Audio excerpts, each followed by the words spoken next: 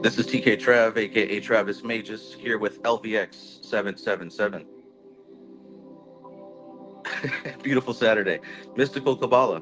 So we're almost finished with the entire book. We're on the very last bonus chapter, if you will. It's called Subjective Pathworking. And this is Dion Fortune's take on walking the paths. So, as I mentioned before, what I want to let you know is that the very next book that we're doing is a practical guide to Kabbalistic symbolism. The author is Gareth Knight. So if you want to be prepared for that, go ahead and grab a copy of that book. Kabbalist, A Practical Guide to Kabbalistic Symbolism, specifically part two. Part two. I believe if you look on Amazon, you'll find them both in the same book, but we're going over part two because we already did part one. Hope you're having a great evening. Let's get to the mystical Qabalah.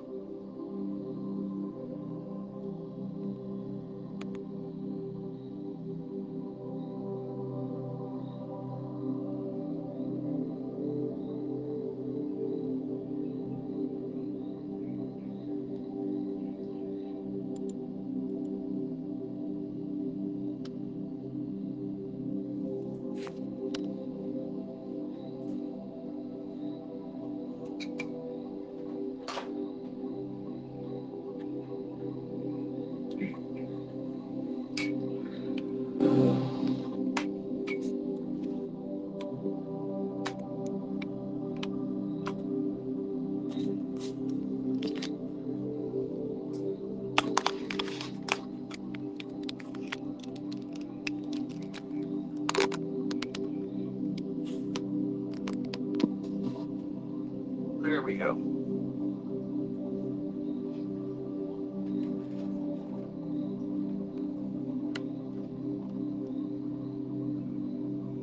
Subjective path workings.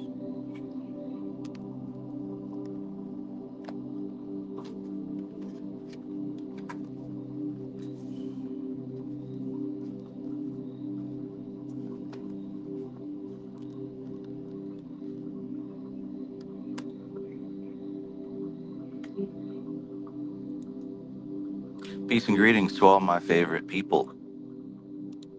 Sunshine Chick, always great to see you. It's funny because usually people have dreams about me, right? They're like, hey, Travis, I saw you in a dream and XYZ happened. Well, I actually had a dream where I met you, Sunshine Chick. That was pretty interesting. We were at some type of consciousness conference. Wraith 636, peace and greetings. On your way in, please like the video.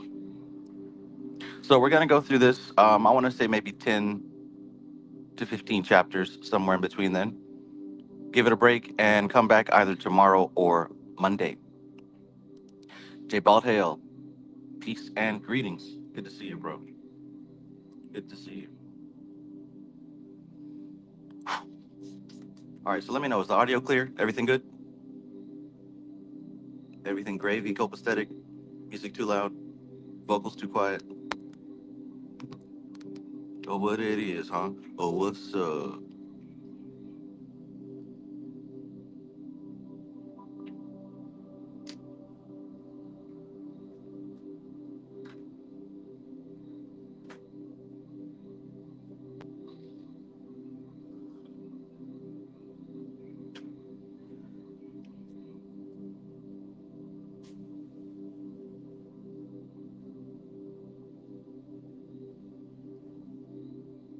All right, everything's good.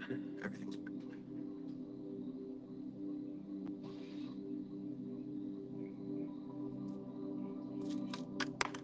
Oops.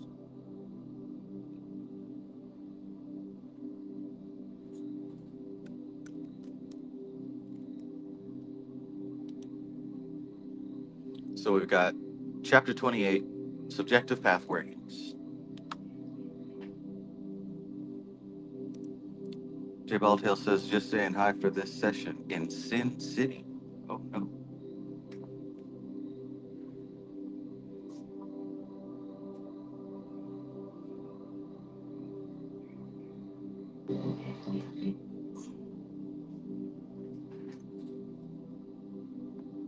Joseph Kazigawa, peace, peace.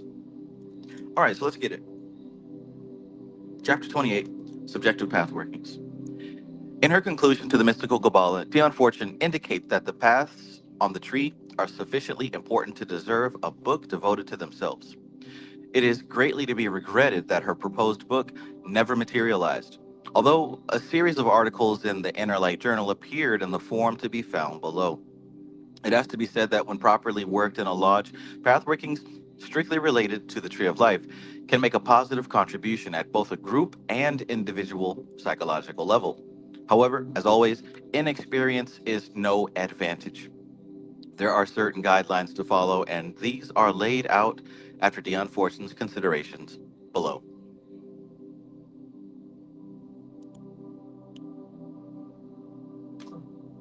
So, what are these considerations?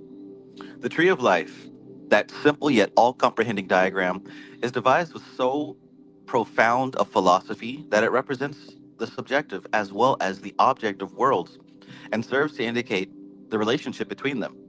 The 10 holy Sephiroth sum up the objective world on all its levels and in all its aspects, together with its different phases of evolution. And when we remember that the different aspects, according to the doctrine of emanations, correspond to the successive phases of evolution, just as the various stages of animal organization, from the single celled organism to the vertebrate, we shall see how comprehensive is this glyph, which can be applied horizontally to time and vertically to type. Check that out. Cosmic Traveler, peace. Gotta highlight that. Where was it?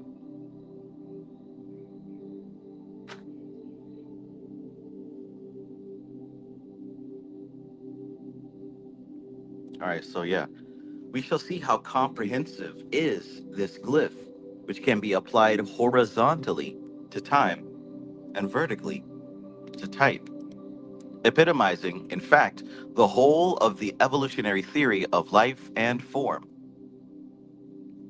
By its use and by its use, the Kabbalist built up an evolutionary philosophy in the darkest of the dark ages of the mind, and by its use, the modern philosophical mystic is enabled to transcend the limitations of a materialistic science and forecast developments of knowledge that have not yet dawned above the horizon. In tropical countries, there is seen a false dawn due to the reflection from the sky of the beams of the sun as yet below the earth bend. The speculations of the philosophical mystic, deducing from first principles, have many times foreshadowed the advance of knowledge before the technique had been developed that makes its data available. Interesting.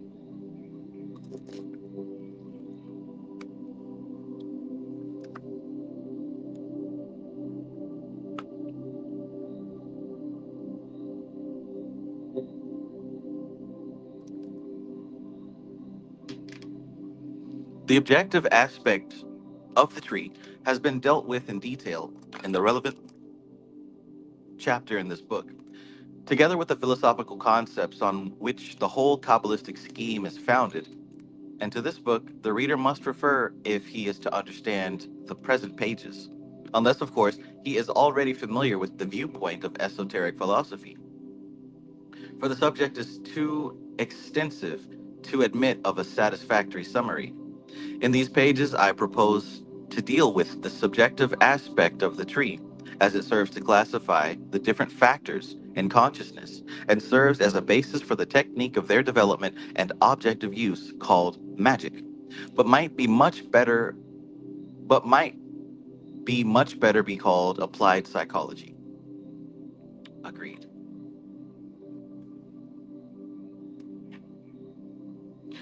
If the reader will look at the diagram of the Tree of Life in the mystical Kabbalah, he will see the 10 holy Sephiroth arranged in their traditional pattern of three columns, and between them the 22 paths, which were not touched upon in that book, for they refer to the subjective aspect of the tree as it is applied to consciousness of the powers of the mind. The 10 holy Sephiroth themselves are conceived of as linked one to another by the zigzag course of the lightning flash, which represents the line of the course of evolution, descending from Kether to Malkuth. The 22 paths, however, are united by the coils of the serpent Nekushtan. Nekushtan. I suppose that deserves a little bit of side research. Nechushtan, the serpent of wisdom, that's its name, which loops from one to another, laboriously upward, till its crowned head rests upon Kether, thus indicating the evolution and initiation of the soul of man. Just as in the case of the 10 holy Sephiroth, there is a wealth of symbolism assigned to each path, with, however, certain important differences. There are no deity names indicating aspects of the manifestations of the Godhead assigned to them. In fact, any name of power, angelic or otherwise. For the classification employed upon the paths is in terms of the mundane chakras. Hmm. These are the spheres of the manifestation of the powers they represent, and their points of contact with higher powers have to be sought indirectly.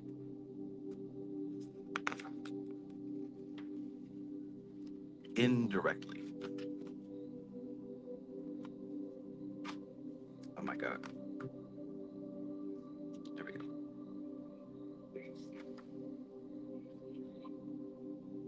Four sets of symbols are placed upon these paths. Firstly, the numerals from 11 to 32. Among Kabbalists, the paths are commonly referred to by these numbers. For our purposes, however, we will couple with the numerical terminology the name of the mundane sphere represented. For this presents the symbolic content of the path and all its associations far more effectively than the abstract impersonality of a numeral. Makes sense.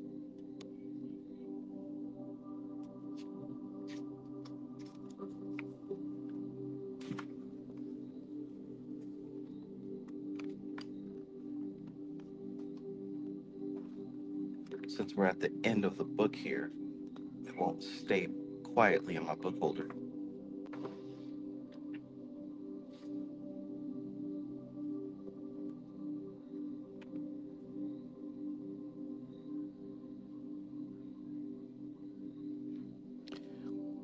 These 22 numerals run from 11 to 32 because the numerals from 1 to 10 are assigned to the Sephiroth themselves.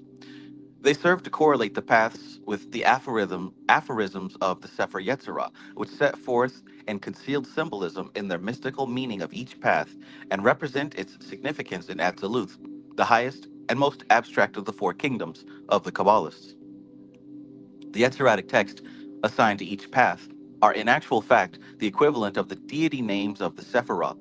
That is to say, they indicate the spiritual essence of the paths. The significance of these aphorisms is only appreciated after prolonged meditation and much practical experience in the path in question. One learns little or nothing from the reading of them. Hmm.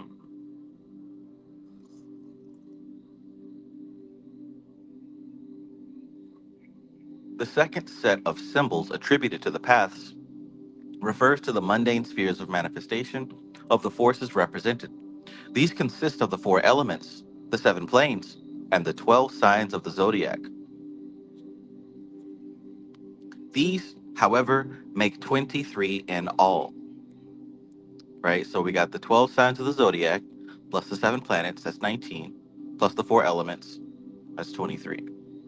These, however, make 23 in all, but for practical purposes, the element of earth is ignored, as the paths represent the aspects of higher consciousness.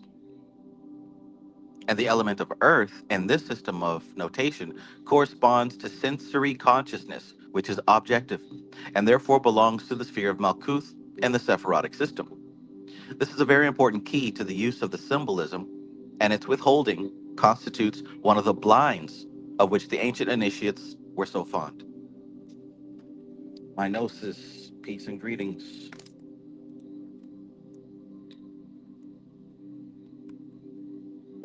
Peace and greetings. It is obvious that confusion must follow if one tries to fit 23 symbols onto 22 paths. It is vital to the system to know that the link between subjective and objective is the element of earth. The link between subjective and objective is the element of earth. That sounds like something to be remembered.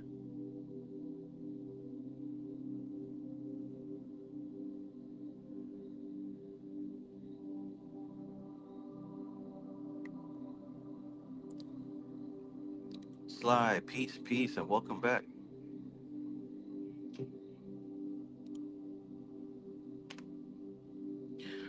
It is vital to the system to know that the link between subjective and objective is the element of earth. It is actually upon this point that the raison d'etre of operative magic and all the symbolic working depends. The transference from subjective to objective cannot be short circuited, but must always proceed through Malkuth. For this is the one factor that is common to both systems.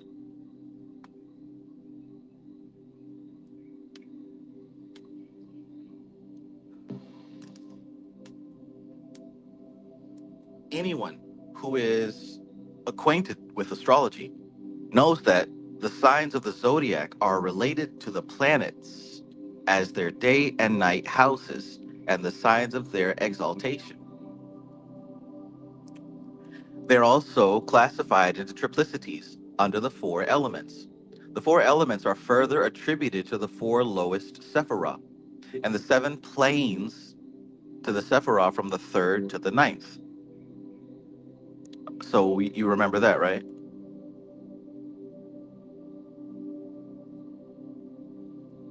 When we talk about the seven classical planets, we know that they do have attributions to the four elements. We also know that the seven classical planets form the seven Sephiroth, right? So Earth, Malkuth, the Moon, Yesod, Hod, Mercury, Netzach, Venus, the Sun for Tifereth, Mars, Geburah, Jupiter, uh, Gijula, and Saturn, Bina. We know that. And we also know that the four elements relate to the lower four Sephiroth, being Yesod, Malkuth, Hod, and Netzach.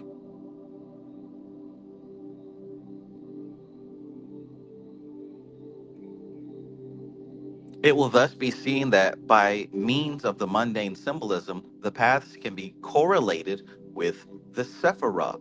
Ah, which would be why the 32nd path is related to Saturn, and all the other paths have correlations as well. For example, the tower is related to Mars. Uh, what else? We'll get into it.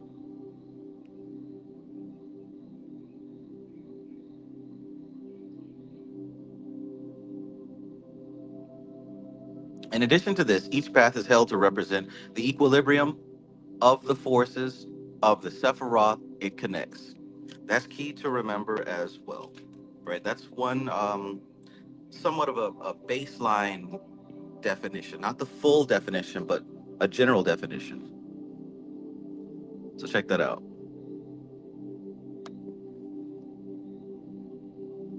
In addition to this, each path is held to represent the equilibrium of the forces of the Sephiroth it connects. In these significances is to be sought the key to esoteric astrology and talismanic magic. Esoteric astrology and talismanic magic.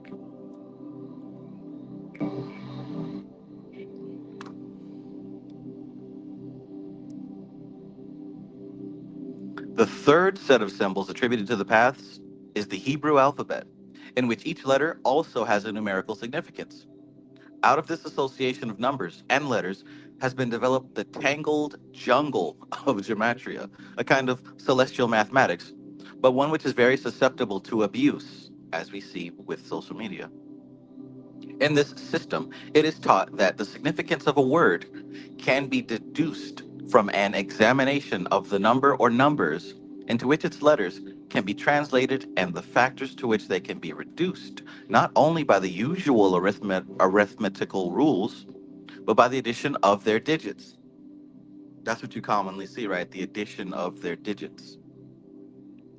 This is a pretty elastic method, as can readily be seen, and to rely upon it for the mensuration of the universe, even in its subtle aspect, is like trying to draw a straight line of a given length with an India rubber ruler. I don't know what an India rubber ruler is, but that doesn't sound too straight.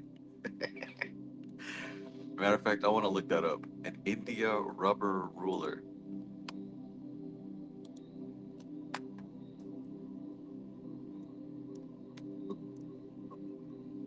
India rubber ruler. What's that? Oh, Lord.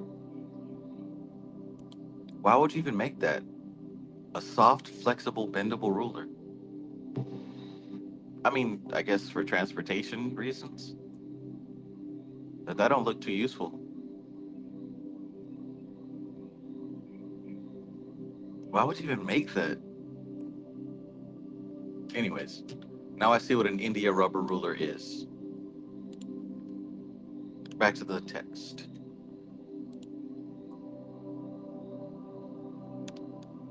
Back to the text.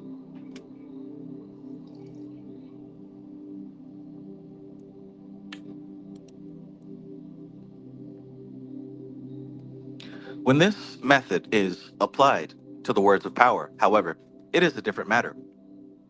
For these are deliberately built up on geometrical principles and contain formula. They are not so much composed of letters that can be translated into numbers, as of numbers that have been translated into letters. Ah, big difference. Gerald Sombright Jr., peace and greetings. Joe says, good evening, Travis. Out for dinner right now. Just wanted to say what's up.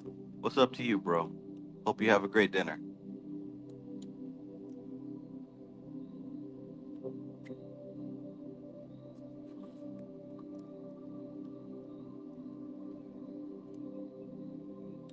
Sunshine Chick says, don't forget to spring forward.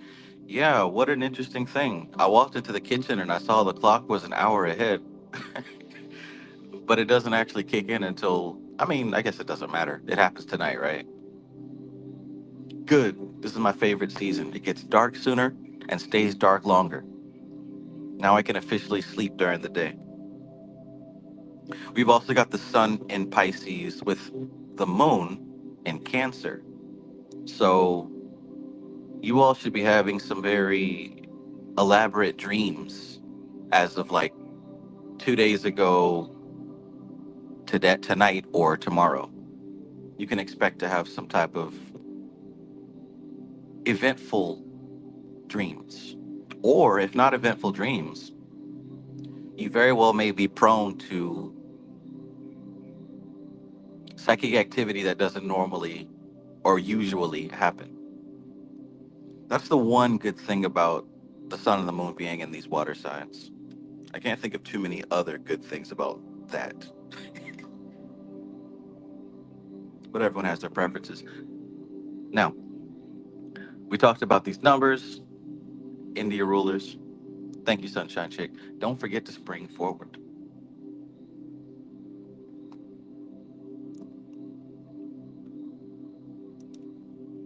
When this method is applied to the words of power, however, it is a different matter, for these are deliberately built up on geometrical principles and contain formula. They are not so much composed of letters that can be translated into numbers as of numbers that have been translated into letters. The whole subject is immensely complicated, and in my opinion, of insufficient practical value to justify the labor involved in wrestling with it. It is an art rather than a science. So please remember that when you're adding up numbers and attempting to predict the future and talk about what's happening. I do it, right? I've shown you videos where I do it. Keep in mind, she says that that type of thing is more of an art than a science. So it's not like you can think about the difference between an art and a science. A science has to be exact and precise. An art is fluid and subjective, but it still gets the point across if done correctly.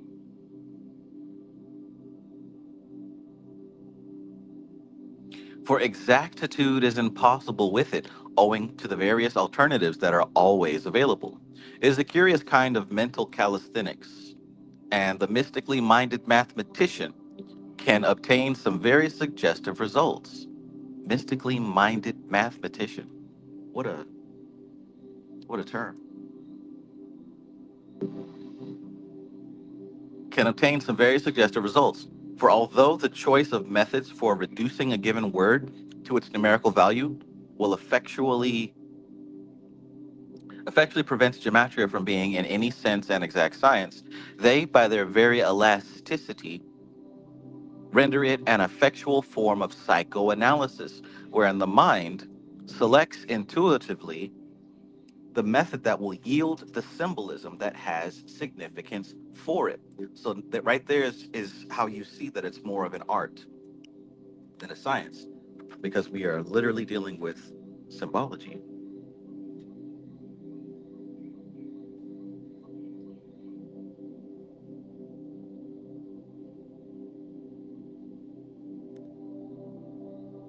So we got gematria here, right? As an effectual form of psychoanalysis. I mean, honestly, I think that mainstream astrology goes for the same type of definition here. One curious thing about the human mind is that we just need an answer. If we have a problem and we want to solve it, we just need an answer. It doesn't have to make sense. It doesn't have to be real. It doesn't have to be accurate. We just need an answer. And if you take that answer and run with it, you can solve your issue. So she says it's an effectual form of psychoanalysis wherein the mind selects intuitively the method that will yield the symbolism that has significance for it. Viewed in this way, Viewed in this way, the complicated game of gematria is of much interest. But it should always be borne in mind that one person's results are not valid for another, this being a path by which one can travel hopefully, but has no prospect of arriving at any final goal. Its true value lies in its elucidation of the latent significance that symbolism has for the individual mind. Understand it? That's the power of symbology right there. We can help each other by sharing the symbols that worked, but understand that you've got to have your own experience with it. I mean, you got no choice but to have your own experience with it. And of course, she's bringing this up for a reason because we're on the chapter of pathworking, which is a practice of working with archetypal symbols. The beautiful thing about the astral plane and doing this type of psychic work, ACW, peace, peace, rain, water, peace, welcome.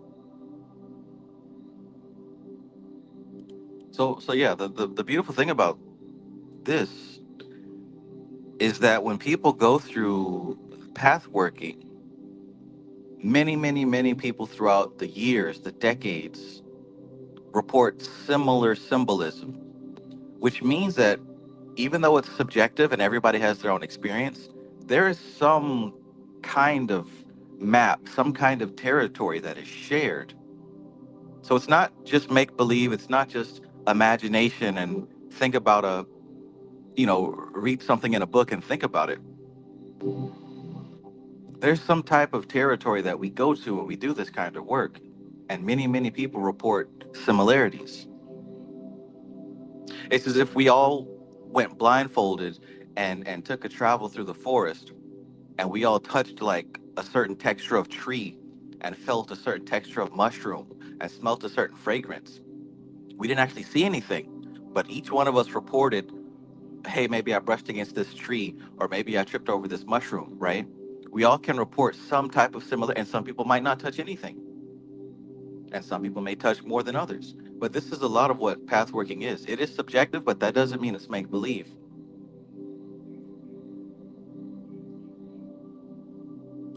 Occult topics with the professor. Peace, peace. Always good to see you, bro.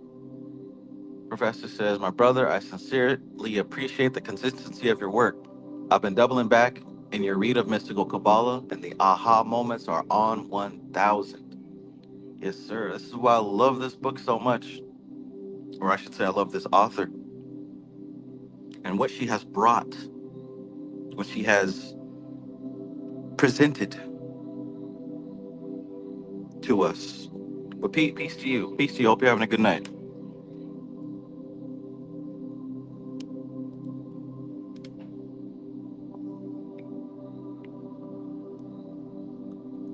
So, show of hands. I know there's not too many people here right now. Has anyone that is currently present gone through pathworking or attempted to do pathworking at all? Or has everyone here kind of just heard about it but not actually done it yet? Somebody let me know. Has anybody here attempted pathworking or have successfully done pathworking? Or is this something you just heard about?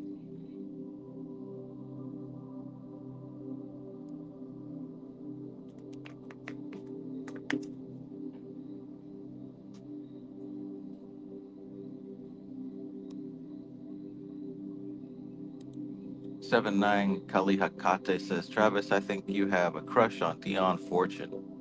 Yeah, I think so. I think so. And you know what? Maybe that is the proper emotional, mental atmosphere to have to attract her spirit around these parts. I'm just saying. Vibration, frequency, and all that.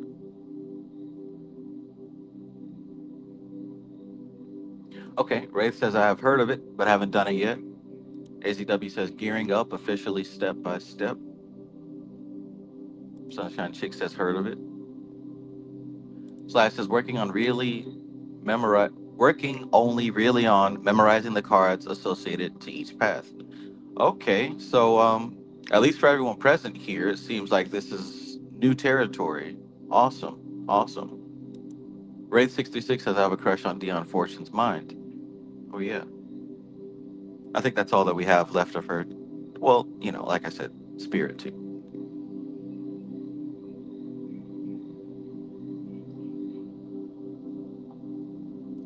Curve says, just heard about it. Can someone be doing path work but doesn't know they are? Absolutely. Absolutely.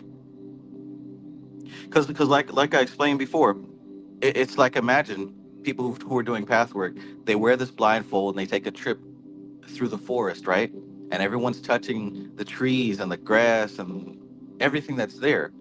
And you recall when you share your story, you're like, yeah, and at one point I touched this really rough bark tree, and there was this really weirdly smooth rubber tree, and this, that, and a third. And everyone else is like, oh yeah, I felt that too. Yeah, yeah, I touched that too. Did you see this, or did you feel this? And you're like, yeah, yeah, I felt that too. That's a lot what pathworking is. You might not know exactly how to describe it, but it's these territories, these 22 paths are specific places in the well, specific areas in the astral, I'll say, and our life cycles through them as well. Cool stuff. Cool stuff.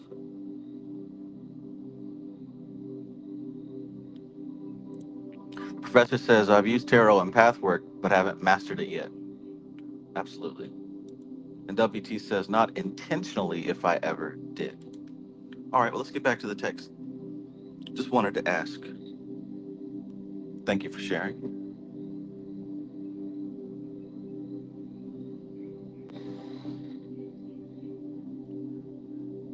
Where were we? Yeah, yeah. So its true value lies in its elucidation of the latent significance that symbolism has for the individual mind.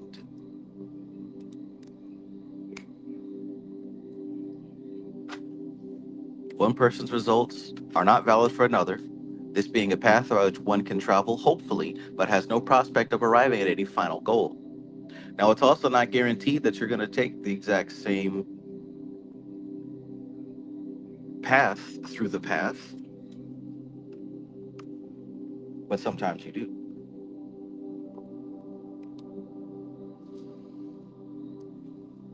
The fourth set of symbols to be applied to the paths consists of the major trumps of the tarot pack. The fact that these are 22 in number indicates their obvious application to the paths. But as they are numbered from naught to 21, we find here another blind.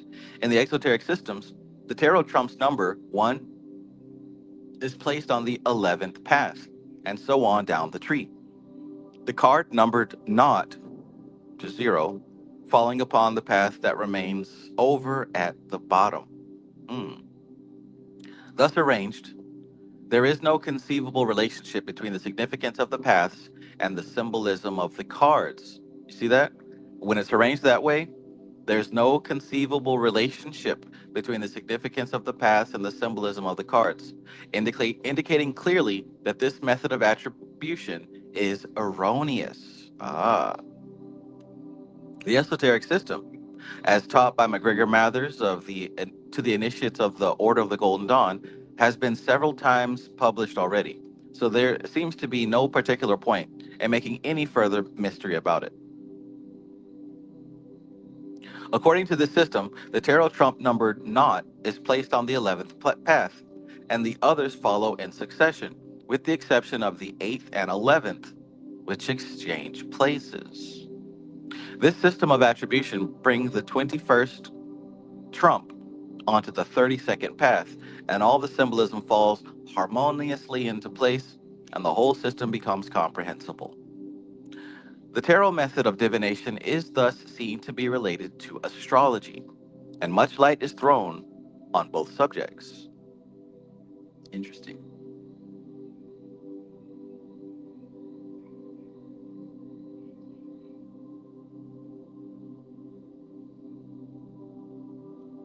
Interesting.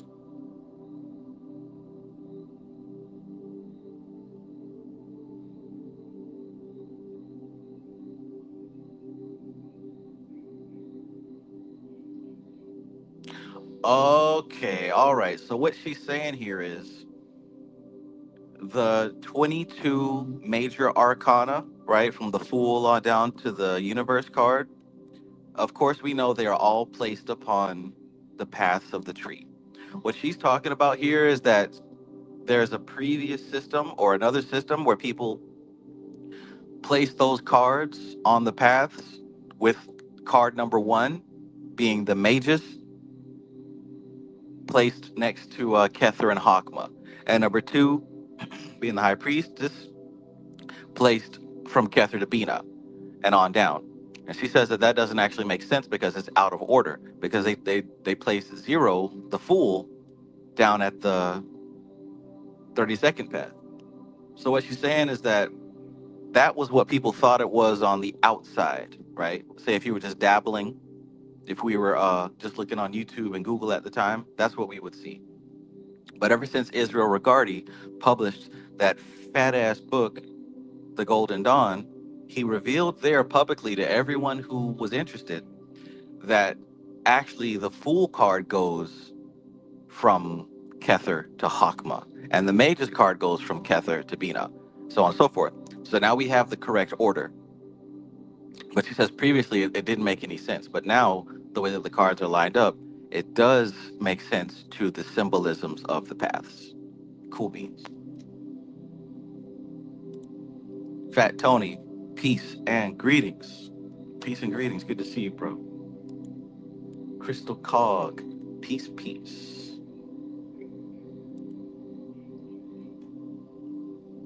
All right, so from the data thus assembled, and especially from the Yetziratic attributions of the paths, as their assignment to the astrological and elemental symbols is called, a very great deal can be deduced by means of meditation and imaginative use of the intuition.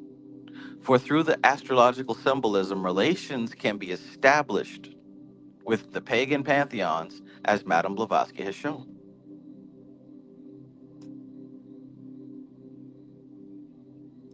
Alora, peace and greetings. Peace, Alora. I really got to catch up with you again, Alora. I haven't connected with you in a while. Hope you're having a good night. Chicken McNugget. That sounds good right about now. Peace. Pablo X69, wholeness and compassion. Peace, peace. No tip, and I am gonna stay.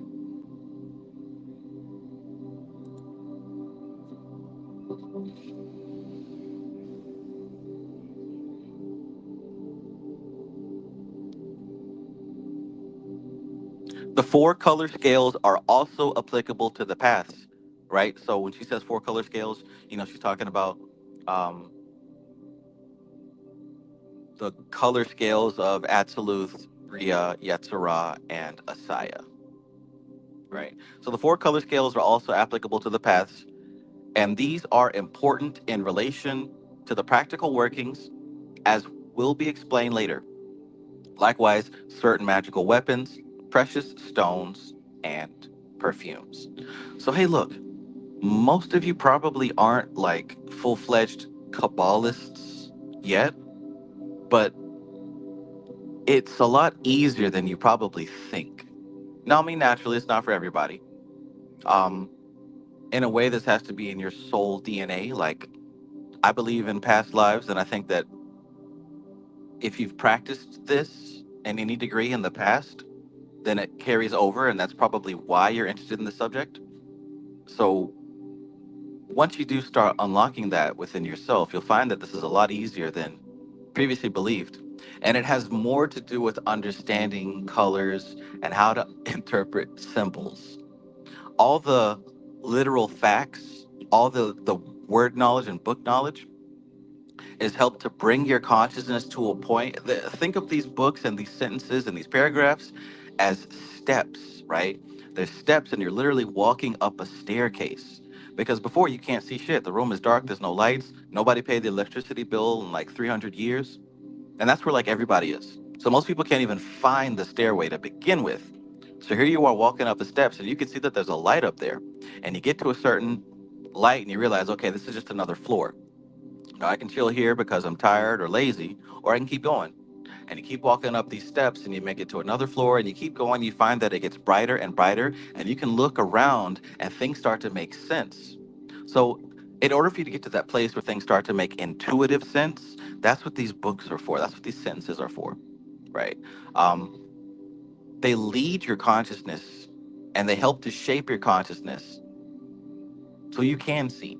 And like I said, it's easier than you might think. It has a lot more to do with the colors and the symbols and how you interpret them than it does with memorizing stuff, because they literally make it easy for you. All these symbols are connected to each other. Like, there's no symbol that is separate. Did you notice that? There's no symbol that's separate. If I say where is the earth element on Qabalah, you can't tell me just one thing. In fact, if everybody answered that question, you're all going to say something different. If I said what is Saturn, what does Saturn have to do with it with Kabbalah? There's at least three or four different answers, right? What does the Earth element have to do with Kabbalah? Well, it can represent Asaya, the world of Asaya. It can represent Malkuth, right? Um, it can also represent the 32nd path, et cetera, et cetera. You see what I'm saying? So you'll just stick with this, just stay in this, absorb the symbols, right? And learn how the colors relate to these symbols, and you'll find that all this stuff starts to connect. It starts to connect. And once you figure this out, everything else about spirituality will make sense. I don't care who's first and what culture developed. I don't care about none of that stuff. I care about what works and what's the truth. And from my extensive study from all around these different subjects, I haven't studied everything, but I've studied a lot, right? A lot more than the average person. And what I can see is that Kabbalah is very central. My understanding of what we call Kabbalah is very central. You can study this and go anywhere else. There's other subjects that you can't study and then take it elsewhere because it's contained within where it is. But this right here, you can literally take it across the board to any other, hell, not even just spirituality. And those of you who have put this information to work know what I'm talking about.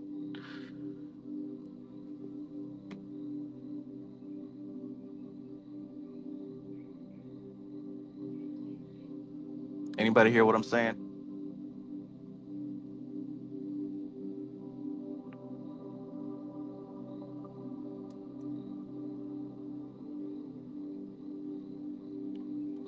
79 Kali Hakate says, what happens if someone was to pathwork the tree of life? That's a great question. And I hope that one day you're able to answer that yourself. But honestly, this should give you walking the full tree of life. It's not a one time thing, just like reading this book ain't a one time thing. But hopefully, what it should do is give you tremendous insight into how your own mind works and processes reality, and how the cosmic mind works and processes reality. That's what it should do for you. It should give you profound insight, like stupid insight. You know, when you think about waking up from the matrix, what does that mean to you? What does that look like? What does that see? When I say the phrase, you open your eyes, right? Open your mind, wake up from the matrix. When you think about that, what does it mean? You know, for some people, when they think about wake up from the matrix, that means being able to spot political corruption and to see that there's chemtrails and just to know that there's reptilians out there. That's not waking up from no damn matrix. That's moving and sliding into another matrix. What does it mean to wake up from the matrix? What does that mean? What does it mean to have your eyes opened? Do you remember what I said about walking up some steps and then being at a floor and then seeing the lights turned on, and you can stay there if you're lazy or tired, but you can also keep going up those steps and you'll find another floor, and on and on and on? Well, guess what? Illuminati, reptilians, that's like the first floor. Government corrupt, like that's you're still in the dark. That's still not even eyes open. You rolled over in the bed. Keep going. Now, why did I say all that? Well, this is what you can expect when walking these paths, is that you begin to gain profound insight into how your mind processes reality and how the cosmic mind processes reality. And I'll tell you this, it has nothing to do with no damn reptilians and government corruption. So what does it mean to open your eyes in the matrix? That means you start to see how the code works, how the patterns work. You start to see the ones and the zeros behind the programming. And if all you see is government, president, reptiles, and demiurge monitoring spirits, like if that's all you see, you did not open no eyes yet. You rolled over to the side, got more comfortable. If you can point at a boogeyman and say it's your fault, you just rolled over. Hell, you might have fell out the bed. It should be when your eyes are open, you see that there is no fault. There's no fault. That this is perfect. The program is perfect. Did y'all forget about the yoga stuff? The Samkhya, the Vedanta? There's no there's no enemy to blame. There's no problem. This machine is perfect. Now, I didn't say it feels good. I didn't say that you're smiling and dancing every single day. Of course, the body will feel pain, but you don't have to I you know, you know. But anyways, what you can expect from walking these paths, like I said, is profound insight into how your mind processes reality and how the cosmic mind processes reality. And that's huge. What would you do if you understood how the cosmic mind processes reality? What would you do with that knowledge? Like if you sat here right now and you knew, oh wow, I can see the cosmic mind and I can see how the cosmic mind operates. What would you do with that insight?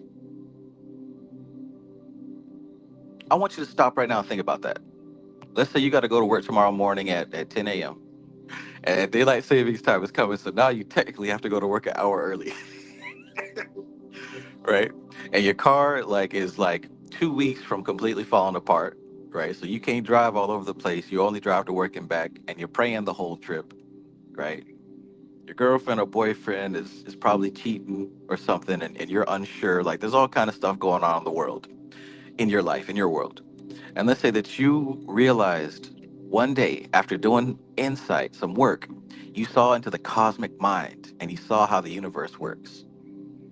What is your very next step? Do you go to bed and go to work the next day? Do you call your girlfriend or boyfriend and make sure they're not out fucking around on you?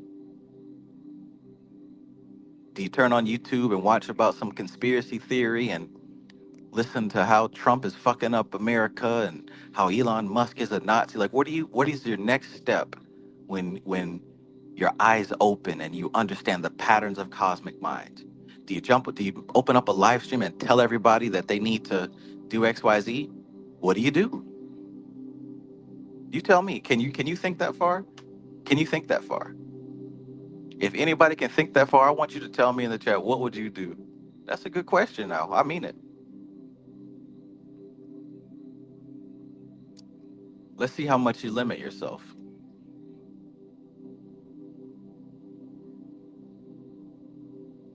Sage Page, peace and greetings.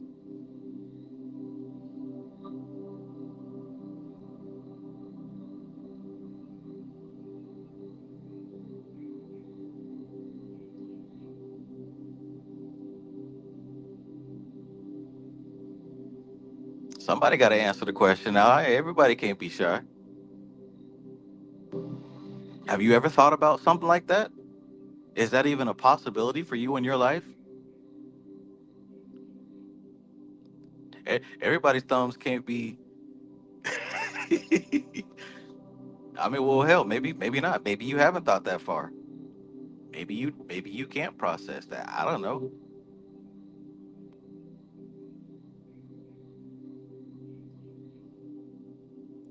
Hey, 79 Kali Hakate says, when my eyes open, I'm gonna marry a thick snow bunny. Okay, I mean, if that's what you want to manifest, by all means. Alora says, I think I would lay in bed and laugh at it all. Then I would go for a hike instead of work. Call it a mental health day. Okay? I see you still going to work, though. Perhaps you love your job. J Baldhill says, bro, I'm drunk in Vegas. I'd probably say meditate. Why don't you manifest more money so you can ball out in Vegas?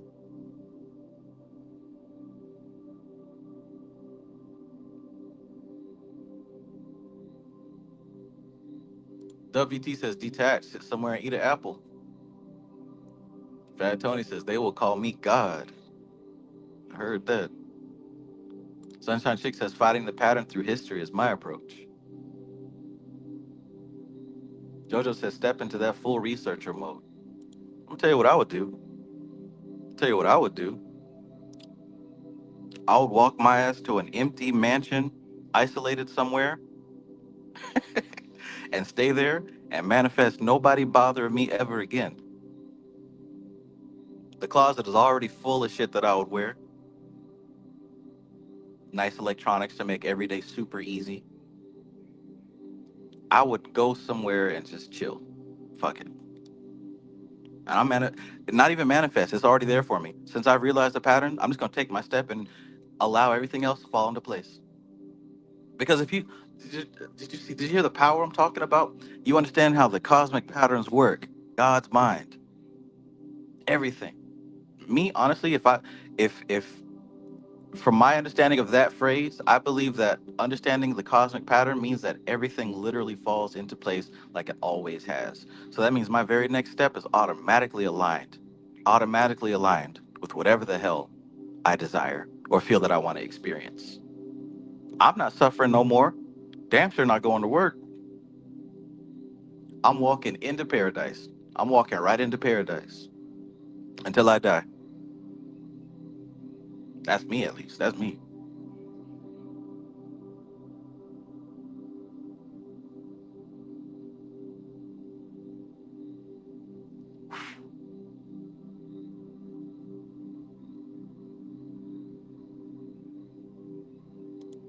Alora says I would probably teleport to wherever I want to go. Yeah, yeah.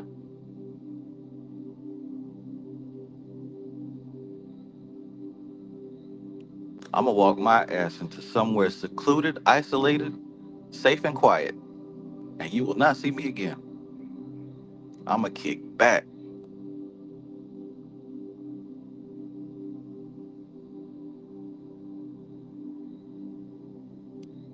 But who knows? Maybe the question wasn't clear enough. Maybe I didn't ask you right.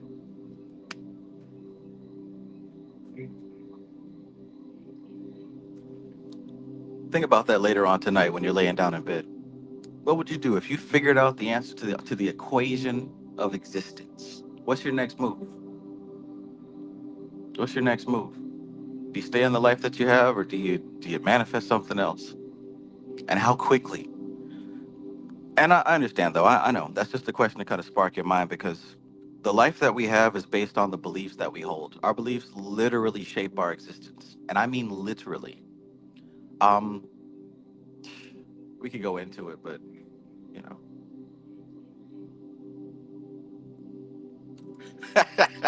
Curve said Trav would be the number one Fortnite player at that time. You damn right. But I also understand that. Um, okay, and here's what I also want to say that I already know, even at where I am right now. All this material stuff, like if I have to get it out of my system, it'll be fun for a while, but eventually it'll get very stale. So I would be the number one Fortnite player at the time until it wasn't fun anymore, right? I played The Sims until it wasn't fun anymore. I drive a Lamborghini till it wasn't fun anymore. Party with the hoes until it ain't fun anymore, right? I understand that this shit, it exhausts its usefulness.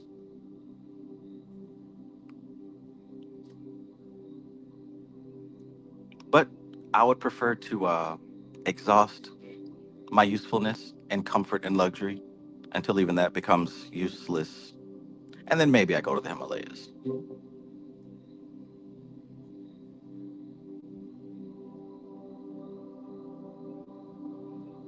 But that's the other part of it, right? When you have the complete awareness and knowledge of all of existence, you go ahead and get all that human stuff out of your system, then you have no choice but to face the silence, to face the nothing.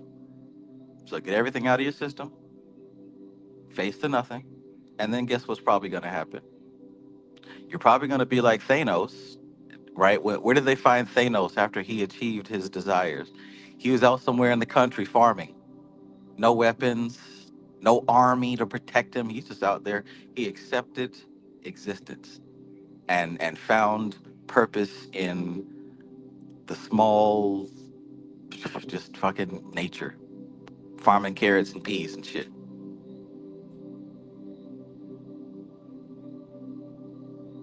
Till Thor came and, you know,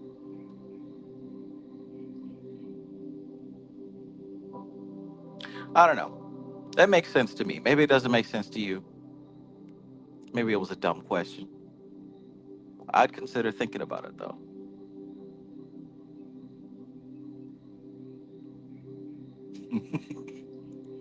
Jojo says I'm gonna call all the real rare books in the world so I can smell them, sniff them up. I'm a dog. Hey, do as thou wilt.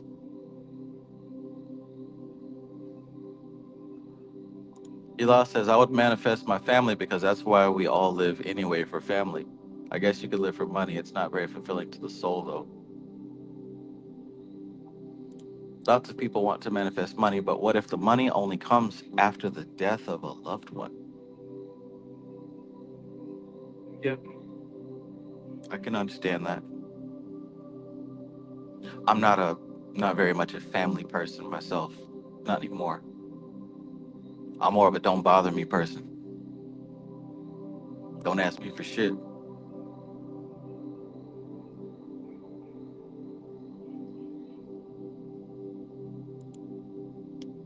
Kevros, SS God, peace and greetings.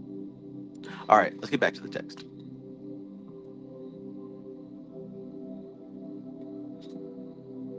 What would you do if your son was at home, crying all alone on the bedroom floor because he's hungry?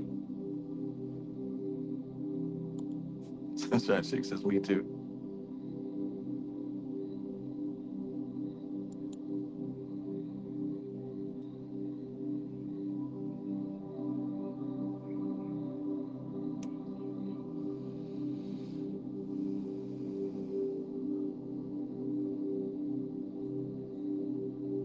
Okay, the four color scales are also applicable to the paths, and these are important in relation to the practical workings, as will be explained later. Likewise, certain magical weapons, precious stones, and perfumes. Furthermore, it is traditionally held that just as a spiritual experience is assigned to each Sephiroth, so a certain type of magical power is assigned to each of the paths. Okay, interesting. Let's see what that means. Peace out, J. Bald Hill. Enjoy your night.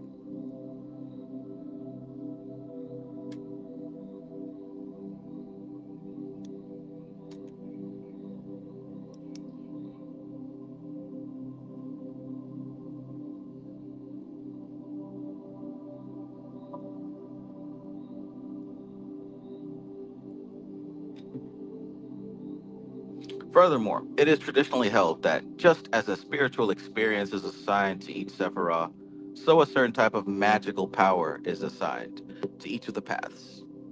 In all the magical orders that use the Kabbalistic method, the grades of initiation are attributed to the Sephiroth, and each grade is held to open to the initiate the corresponding paths that connect the Sephiroth with those above it.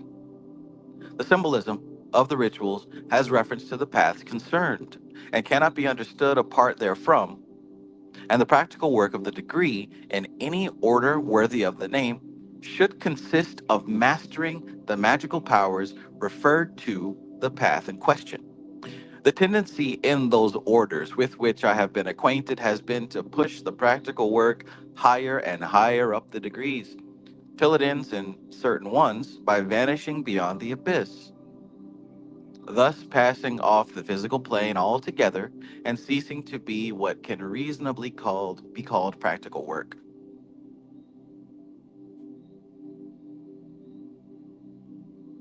MacGregor Mathers, whose Order of the Golden Dawn is the parent of the most of the modern magical orders, removed all practical work from the degrees corresponding to the four lower Sephira, despite the attributions of the paths connected with them, thus rendering confusion thrice confounded so far as the interpretation of the symbolism of those degrees was concerned. Students, in consequence, had to work in the dark for several years because no explanations of the significance of what they were learning could be given to them, except as a test of faith and perseverance. Such a method of training was valueless. Nevertheless, the reason for the withdrawal of the practical work can easily be seen. It is no more possible to turn the theory of magic into practice without long and careful training than it is to turn the theory of music into melody.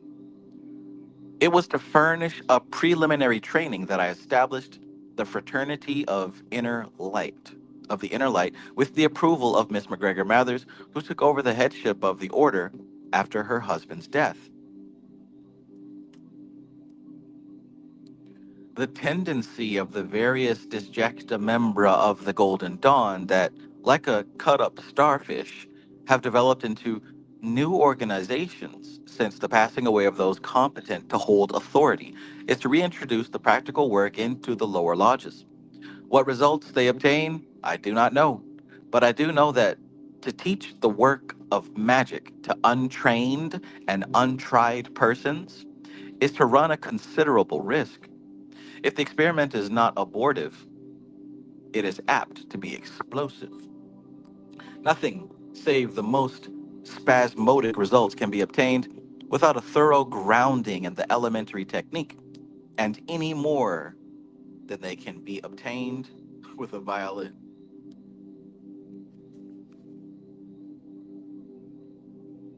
Nothing save the most spasmodic results can be obtained without a thorough grounding in the elementary technique, any more than they can be obtained with a violin. So, in other words, the elementary technique is extremely crucial. Why even go to the advanced stuff when we don't even have a full grasp on the elemental, basic, fundamental aspects of the science?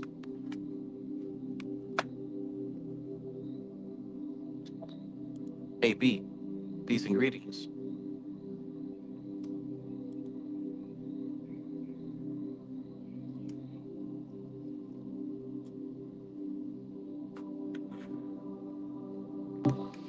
The lesser magical formula are built up by means of the correlation of the symbolism considered above.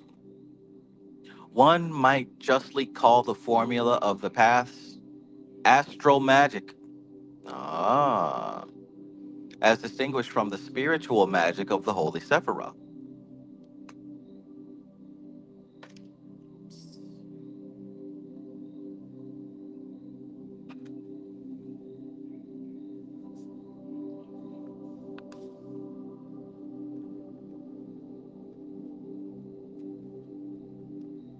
Mm, mm, mm, mm. For the understanding of the Sephirotic formula, one has to contemplate the cosmos in its entirety. But for the work of the paths, one does not go beyond the nature of the astral light.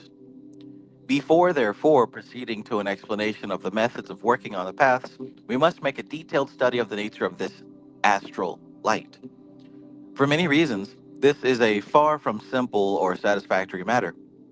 And although we must needs, at the present state of our knowledge, be both dogmatic and empiric, we cannot be conclusive. Hmm.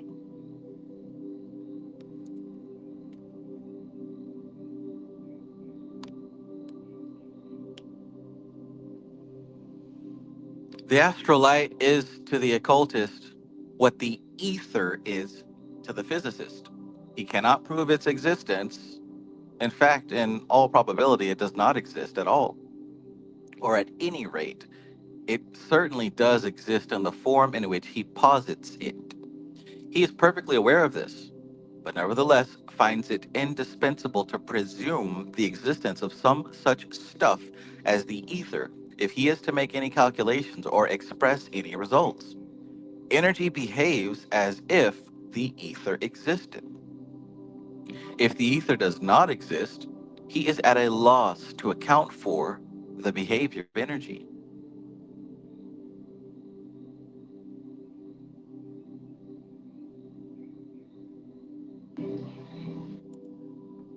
Lane Adam, peace and greetings.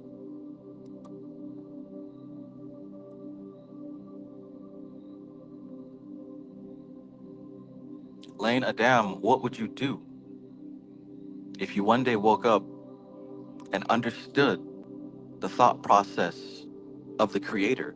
If you understood the patterns of the cosmic mind, what would be your next step? What would you do if your eyes opened and your mind opened and you understood the thoughts of God?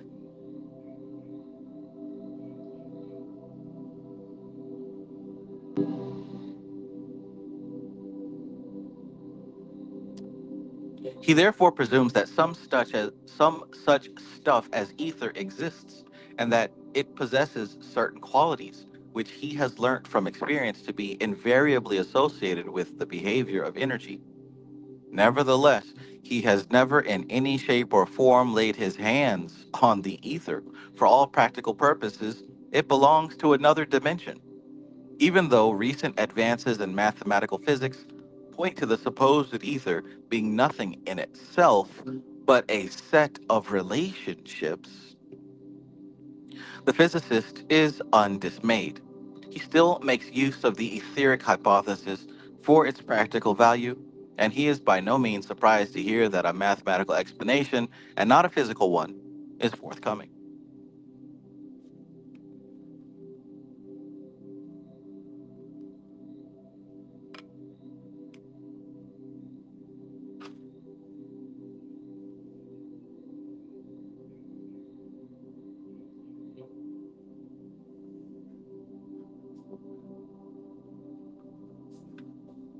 The astral plane is nothing in itself but a series of relationships.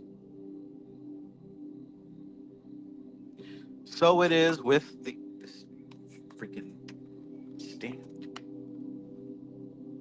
So it is with the occultist.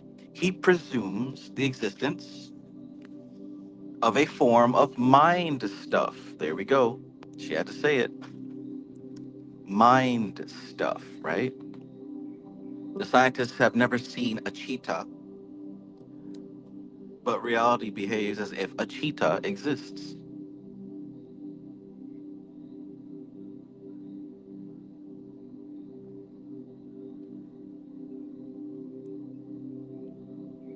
If you know, you know.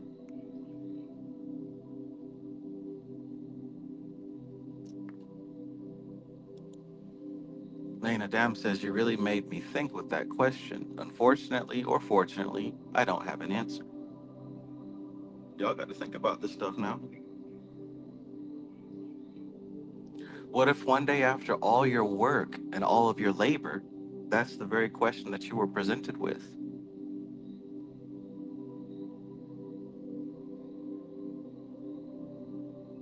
Best start making plans now.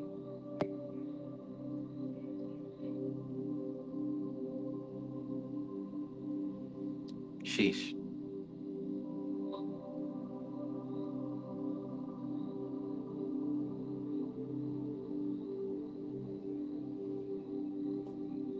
I want to ask y'all another question. Do you think that when you die, you're still going to be under someone or something's control? Okay, so right now, most everybody believes, like deep down in their subconscious mind, we are under someone or something's control, right? Something or someone controls us. That's crazy. I was just thinking about you, Tremor. Peace and greetings. So most of us believe that we're under control, right? We're under someone's control or something's control. You're under the control of your boss and your job. You're under control of the government. Hell, we're under control of our parents, of our children, of our belongings. We all believe that you're under the control of your landlord. You're under the control of your lover. You're under the control of your hormones and your lusts and your desires. We're all under the control of something. Do you believe that after your physical body dies, you're going to be under control still? I think that's an even better question. And here's the thing, y'all. Like, please understand, I'm not asking you to impress me with your answer. I'm just asking you to think about this because these are thoughts that you have and you're going to face one day. This question that I'm asking you now, it's going to come up again. I can 100% guarantee that. Maybe not the question, but what I'm questioning. How about that? What would you do with the knowledge of God, number one? And number two, do you believe that you're going to be under the dominion, under control of something when your body passes? What do you think about that?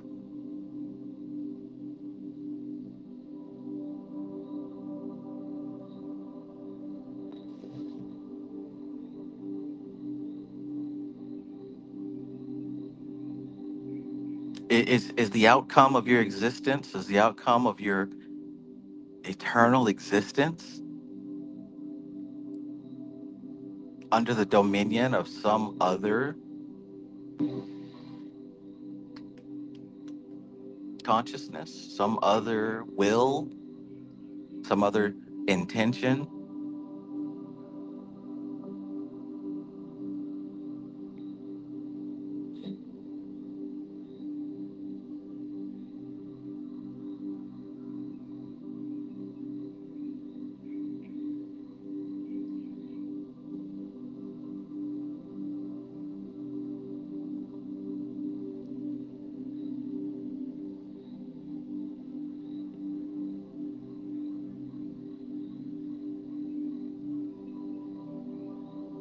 So I'm a big I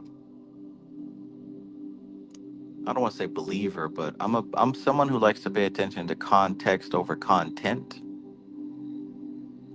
And I think really the answer that you give will be the content.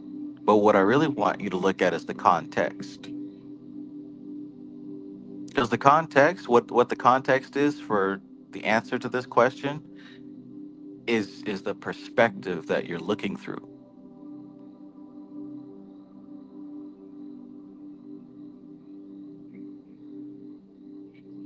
What perspective are you taking?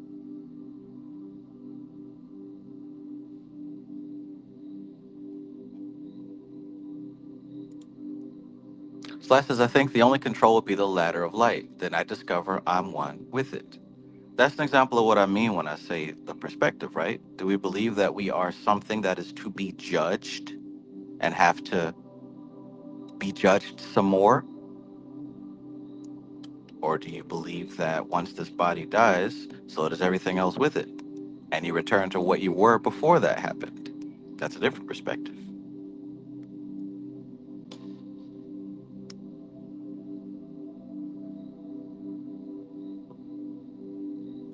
Framestar Films, peace and greetings. Alchemy Gold, peace, peace.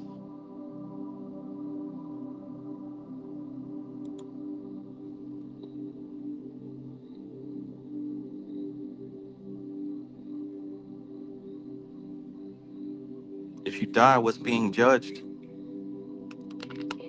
What's being punished? What's being sent to hell or sent to heaven? If your body dies, what is being punished? What's being judged? What's being processed?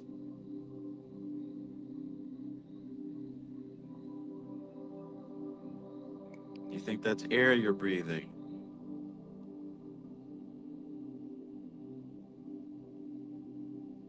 All right, mind stuff. So it is with the occultist. He presumes the existence of a form of mind stuff, which he calls the astral light, because it is the only thing that explains the results he obtains, or that enables him to get results. Discard the hypothesis of the astral light and regard all occult phenomena as subjective, and you have completely sterilized occultism.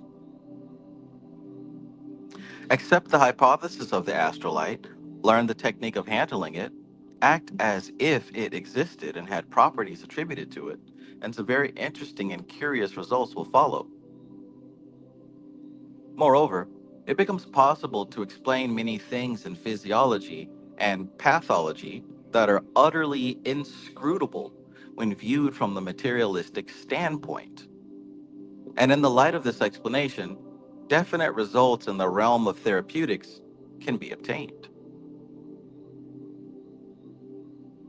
The validity of the astral hypothesis is further indicated by the fact that not only can one's subjective state be affected in a manner that is readily understood in terms of normal psychology, but that far reaching influences can be brought to bear upon the circumstances and course of life.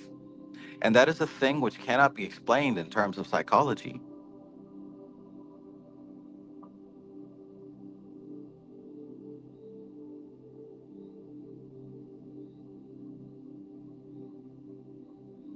Far reaching influences can be brought to bear upon the circumstances and course of life. Far reaching influences. And that is a thing which cannot be explained in terms of psychology. Let us therefore, though we claim neither to explain nor to prove the existence of the astral light, consider the qualities that traditional experience assigns to it. So what she's saying here is that she's talking about the 22 paths still, and how working with the paths is astral magic, right? That's how we got here. She says that working with these paths would be considered astral magic, as opposed to working with the Sephirah, because the Sephirah on the Tree of Life, the way that they're layered and described, go far past the astral plane, right? It goes all the way up to the absolute, or as far as the human mind can go to the absolute. But the paths themselves really only go as far as the astral plane. You understand that? So now that we're talking about the astral plane, what she's trying to say here is, in a way, the astral plane is doesn't exist. It's not a thing within itself. There's no astral plane. But in order for magic to work and to be explained, you have to include the astral plane. You have to include something like the astral plane, right? As the medium for all this stuff to process through. It's this it's this invisible mind stuff. It's the stuff that our thoughts are created out of, that our imaginations are created out of, that our dreams are created out of. This is exactly why I teach, from what I've learned, that we process the entire tree through Yesod. The importance of Yesod is, without Yesod, we wouldn't be able to experience the rest of the tree. So we talk about this chitta, this mind stuff. And it serves as the medium for us to process these imaginings and these inner journeys, these inner voyages. It's nothing that you can prove. It's nothing that you can point at and say, this is the astral plane right here. But we experience it through these experiences, right? We have these experiences. These things do happen.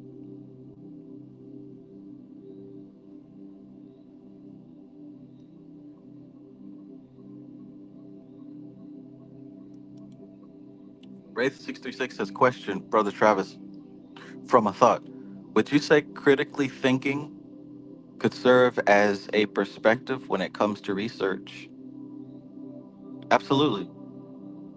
Because, like, what would be the opposite of critical thinking? Maybe blind acceptance? So, if we take the research as the content and say critical thinking as the context, then that perspective of critical thinking is going to serve you much more than the content of what you're thinking about, because you're carrying that context with you. And then having that context of blind acceptance, again, it doesn't matter what you research, because you're going to blindly accept it. And that's going to be more detrimental, regardless of the content. So, yeah,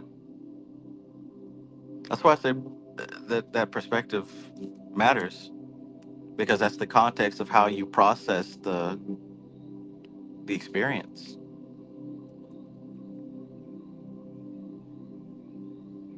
Hypothetically, all of us are looking at the words on this book, but everyone doesn't have the same context, the same perspective, the same way to process this information.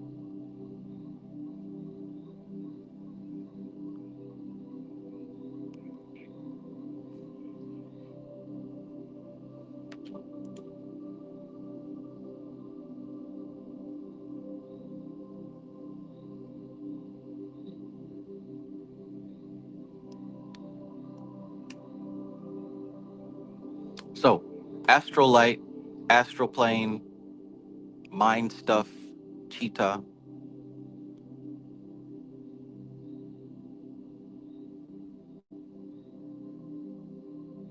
Let's get to it. It is held to extend like a tenuous yet viscid atmosphere throughout the entire cosmos, interpenetrating all dense substance and acting as the medium for the transmission of subtle forces, right?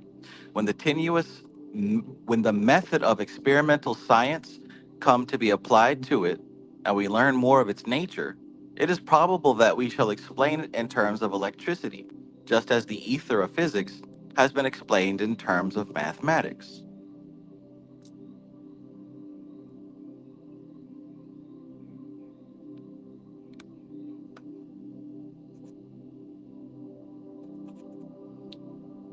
Look at that nice description. It is held to extend like a tenuous yet viscid atmosphere throughout the entire cosmos, interpenetrating all dense substance and acting as the medium for the transmission of subtle forces, especially that last line, the medium for the transmission of subtle forces.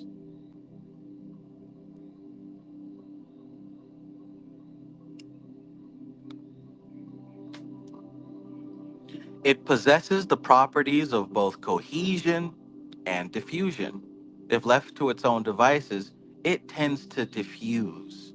But if subject to any definite influence, it can be made to cohere. All right. If you got ears to hear, this might be some importantly spicy stuff.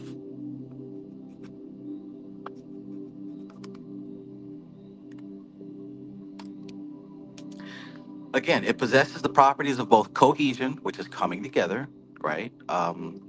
Chesed, and diffusion, spreading apart, Gibera. If left to its own devices, it tends to diffuse. But if subject to any definite influence, it can be made to cohere. The senses cannot perceive it, and the intellect cannot conceive it. but the emotions can. Have you ever heard of the astral plane being the plane of emotions? Look at this. The emotions can perceive it, for they react to it with varying degrees of sensitivity according to the nature of different individuals. All right? What was I saying about perspective? What was I saying about context and processing? Becomes some being highly sensitive, but none being totally insensitive. It is upon this fact that the rationale of magic rests. We must therefore investigate it very closely. Yeah, now we getting back to the steak and potatoes with gravy on the potatoes, not so much on the steak. Consciousness, in terms of emotion, is a very primitive type of consciousness, and for all practical purposes, it is non existent in a pure state among civilized people. Thought and feeling are so inextricably associated that we never experience pure feeling apart from any idea or object to which it is related. Absolutely right, right? In a way, we were trained out of that, just the human experience. What is she talking about? She's saying that the consciousness in terms of emotion, right? Because emotion is a type of consciousness. Emotion is a type of consciousness. In fact, it is a very primitive type of consciousness, meaning it's very fundamental, it's very baseline. More things in existence operate on that level than things that operate above that level, right? You can think about like everything that comes into this world, not everything, but animals, babies, right? Operate on this primitive level of consciousness in terms of emotion. She says, and for all practical purposes, it is non existent in a pure state among civilized people. So, what's that mean? We don't just feel joy or love or fear, or we don't just feel these things in themselves. We always feel them attached to something else, right? She says thought and feeling, right? So we just talked about that feeling. Now she's saying that thought and feeling are so inextricably associated that we never experience pure feeling apart from any idea or object to which it is related, right? See, people don't love, they don't feel love without thinking about the thing that they love or the person that they love. We've been trained to make this grave mistake of believing that external things are the key to internal emotions, right? Many people feel like in order for them to feel this love and intimacy, it has to be connected to another person. That other person is nothing but the trigger to feel it within yourself. We think that we have, in order for us to be satisfied and happy and fulfilled, we've got to experience a thing to bring us that, right? That's why we do what we do. That's why we want what we want, because we believe that it's going to make us feel a certain way. They're intricately connected to each other.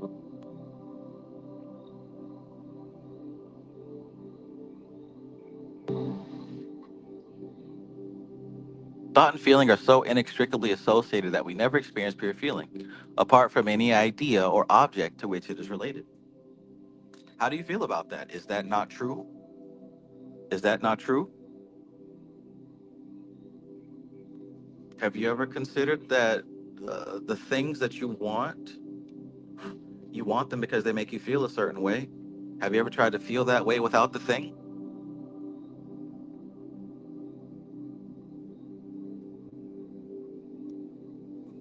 And what do you think about that? I think that sucks. That makes me want to try to practice experiencing feelings without an external trigger. It's difficult, but it is possible. And if we've been trained out of it, we can be trained back into it.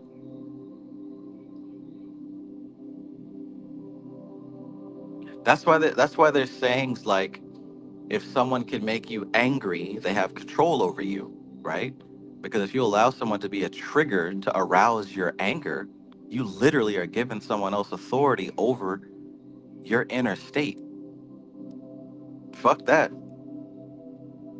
That's why I say things like there are no enemies.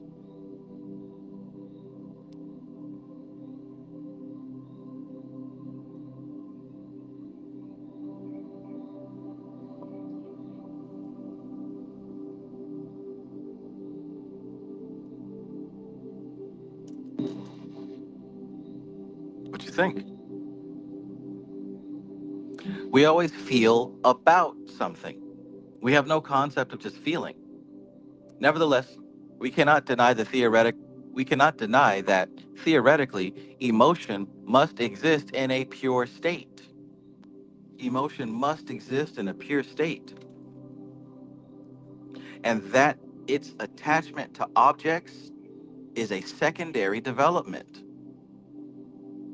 For if there were no such thing as an independently existing emotion, if there were no such thing as an independently existing emotion, there would be nothing to get attached.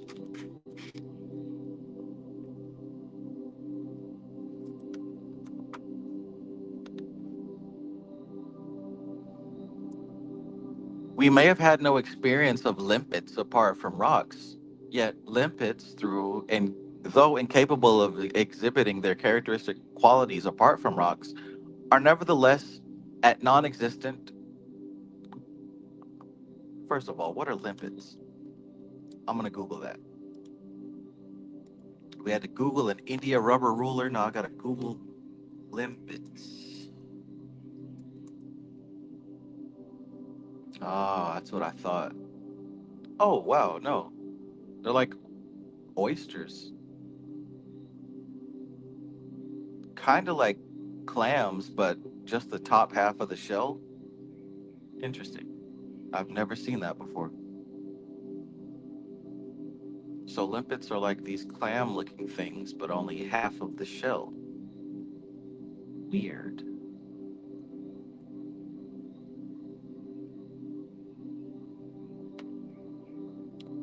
Learn something new.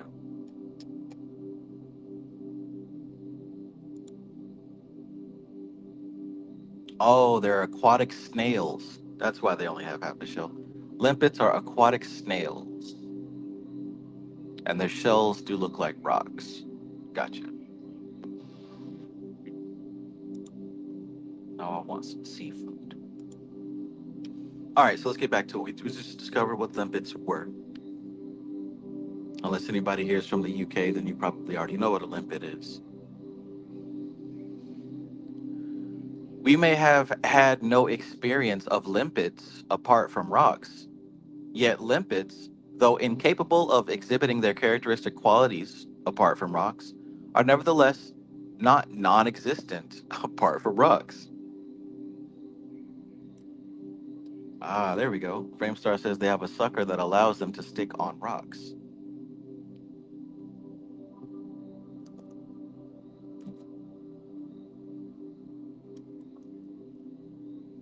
Okay, so that makes the metaphor make sense. So they are attached to rocks. They're always found attached to rocks. So I'll go through it one more time. We may have had no experience of limpets apart from rocks, right? So we've always experienced limpets attached to a rock. Yet limpets, though incapable of exhibiting their characteristic qualities apart from rocks, are nevertheless not non existent apart from rocks. So they do exist apart from rocks. Supposing, therefore, you could detach feeling from the objects by which it is accustomed to be stimulated and hold it steady and neutral. That's the key right there. It is possible that you might train it to respond to a new set of influences to which it had never previously paid any attention. Or, in other words, shift the focus of attention, and a new set of influences will be brought to bear upon the reacting feelings. There's indescribable power in that. immense power. I'm not even exaggerating. Because if you just think about the things in your life that make you feel, that move you, that drive you, right? Somebody here said family is the most important thing. Some people believe that, you know, money is the most important thing. What if it doesn't matter what the trigger is? Because what you're doing is you're using the trigger to stimulate something inside of you, which means the thing itself doesn't have any importance outside of what you give it. So what that means is you could switch and swap triggers to pull specific emotions out of you, or the proper phrase is to elicit specific emotions out of yourself. What if there's something that always makes you feel bad, right? And then you recognize that the thing itself doesn't make you feel bad. It's a trigger that opens up the door to bad feelings, which means that you can reprogram that trigger to open up a different feeling. You could reprogram that trigger to make you feel good.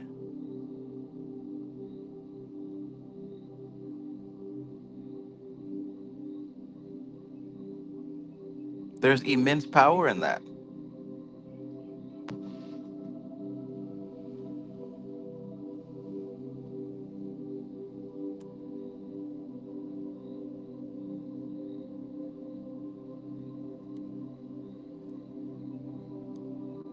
I don't know. Maybe I'm just maybe I'm just imagining things. Maybe I'm just imagining things. Maybe I'm just talking and yapping, like the young folks say.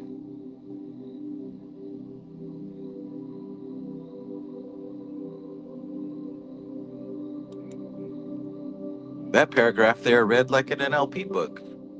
We may have, well, not that part, because I already read that 12 times. Supposing, therefore, you could detach feeling from the objects, just like you could detach a limpet from a rock, even though we've never seen limpets off of rocks. Suppose that you could detach feeling from the objects by which it is accustomed to be stimulated and hold it steady and neutral. So imagine you can detach that feeling, that emotion from the trigger itself. Let's say that the only time that you experience happiness is when you're with your boyfriend or with your girlfriend. That's the only time that you feel good and happy and comforted and fulfilled. Let's say that's the only time you feel that way is with your lover. What if you could detach that comfort, that intimacy, that good, wonderful feeling? What if you could detach that from your lover, right? Since you're so accustomed to being to that stimulation to give you that feeling. What if you could detach that feeling completely and hold it steady and neutral? What if you didn't need a trigger for that feeling? What if you could change the trigger to simply waking up and making yourself a cup of coffee?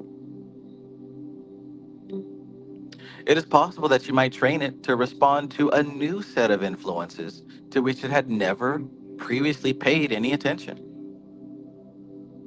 Matter of fact, what if there's work that you need to do? What if there's stuff that you need to accomplish in life, but you always procrastinate or you know, fuck around? What if you attach those wonderful, positive, comfortable feelings with doing your work? What would change then? As much time as you'd love to spend with your lover, you dedicate that energy towards doing the thing.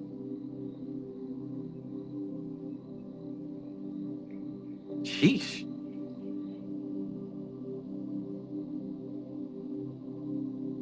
Sheesh. Framestar Film says, stop clinging on to that. That defeats you. I agree. Lane Adam says, like you always say, non attachment. Non attachment, literally in this case. Or, in other words, shift the focus of attention, and a new set of influences will be brought to bear upon the reacting feelings. But because the feelings are habituated to respond to a particular type of influence, and it is notably difficult to teach so old a biological dog new tricks. The new influences must be measurably adapted to their habits. It is for this reason that symbolism is employed in magic, for the mind has to learn to perceive and deal with the type of influence to which it is totally unaccustomed. It is held that the astral light has undergone certain broad phases of organization in the course of the evolution of the cosmos. These types of organization can be conveniently classified as the 10 Sephirah. Let it be borne in mind, however, in adopting this classification, that I'm using the term astral light to indicate the root substance of manifestation. The word has been used with varying implications, and varying names have been given to this root substance by different schools of thought. What I call the astral light, they may call something else, and may consider something else to be what I call the astral light, just like the terms spirit and soul, right? That cannot be helped in the present confused state of all forms of non materialistic thought. All I can do is to define my own terms with such exactitude as this very inexact subject permits. For just as the devil has all the best tunes, so materialism has all the best methods.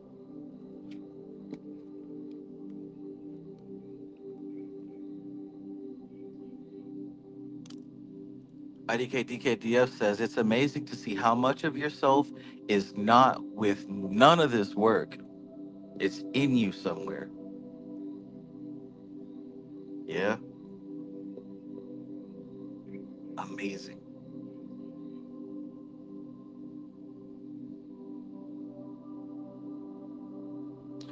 Or here's the thing though. Those aspects that are not with none of this work, is that yourself? Or does that belong to the animal body? What if the part of you that is into this work, however small that fragment may be, what if that's the true self? What if the massive majority of what we consider ourselves is not? What if the massive majority of what we consider ourselves is simply the animal creature that belongs to the earth, the beast ruled by its hormones, the beast looking to eat and looking to bust a nut. That's all the beast is. And that small fragment that's interested in consciousness and the soul. You think you have to force yourself to learn this information, but no, that's you trying to force the beast.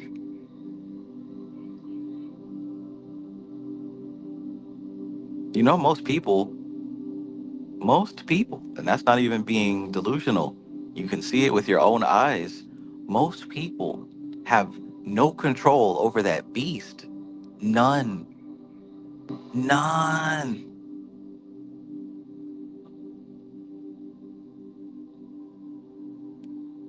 It's a crazy creature, man. It's a crazy creature.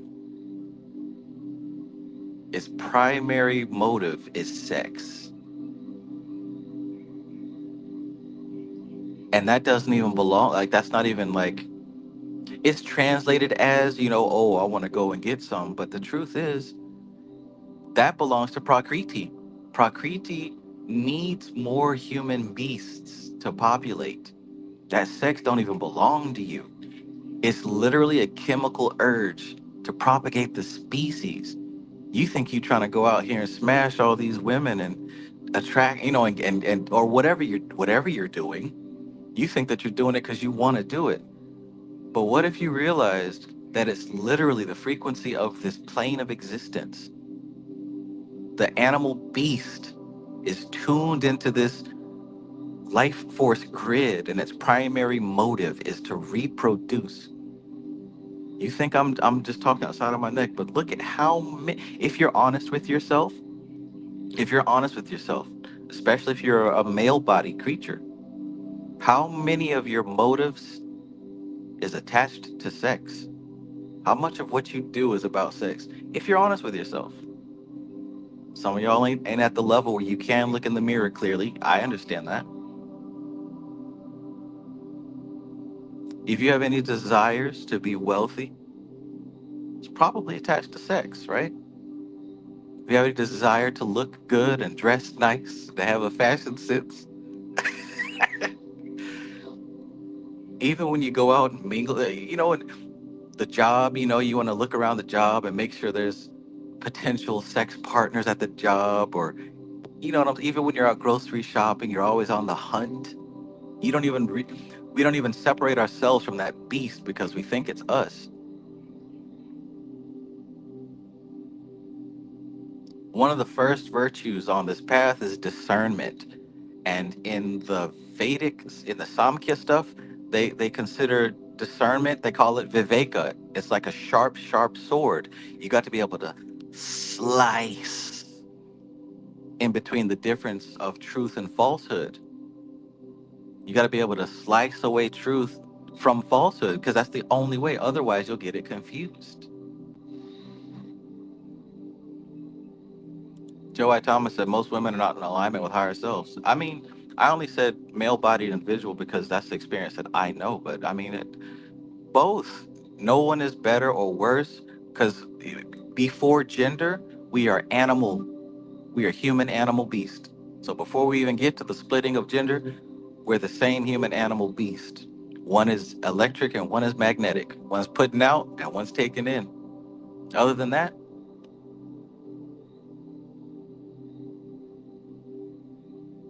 zero. Peace, peace, peace.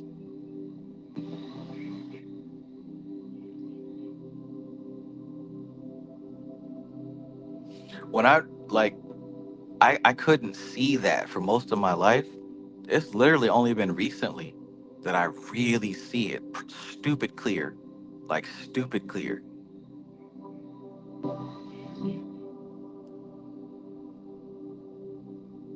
It's wild, man. It's wild. That to me that's occult. That's real occult cuz that's not something that's easy to accept. We all want to think that we're noble and we're sophisticated and civilized. But the more that you learn about the human animal, you'll see that it's not too far from its animal state. And shit, it don't take much to send him back, does it? Step on somebody's shoes. Next thing you know, you got apes bumping chests and throwing turds at each other.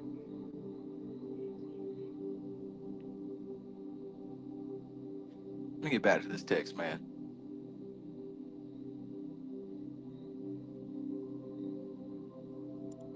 Zero says, Trav, do you think it's possible for some beings to have a specific mission to wake some people by a sacrifice in a Tiferet style with all awareness of who we truly are, or just another ego trap? I would say take that slow, man. Take it slow. Because naturally, when you start gravitating towards the Assad and you start elevating your consciousness towards that Tiferet level, you're going to start having these feelings of being here to save people. It comes with the territory of Tiferet. It comes with it. Hell, you even got to make it up that far. As soon as you start seeing the suffering of the world and finding that spirituality has a solution to some of that suffering, the first thing you want to do is try to help people. I would say take it slow though. I would say do what you can reasonably, right? Don't crash out. Don't crash out because you don't even know if it will even be worth it. I would say take it slow. Give it time to unfold itself. Don't be in a hurry to be anybody's sacrifice. Do what's right always. You know what I'm saying? But see it through.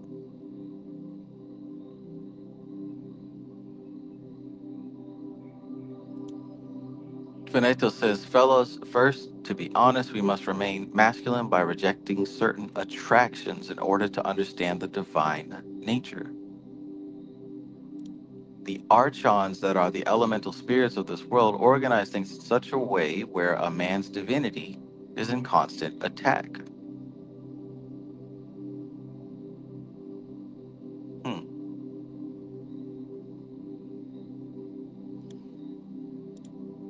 Remember that you are a temple of God, so you'll always be attacked, right? But again, look at the beliefs. Look at how you phrase this thing, right? Is it attack? Could it be described as a different way? Could it be interpreted as a different way? Oil and water simply don't mix, the same way that Purusha and Prakriti don't mix. Consciousness and matter simply don't mix. It's not a war, it's not a battle, it's not an attack. It just simply doesn't mix together well. So you have to understand that. You've got to use discernment and be able to determine what's what. Because if you go around thinking that matter is consciousness and consciousness is matter, you most certainly will suffer. The beast.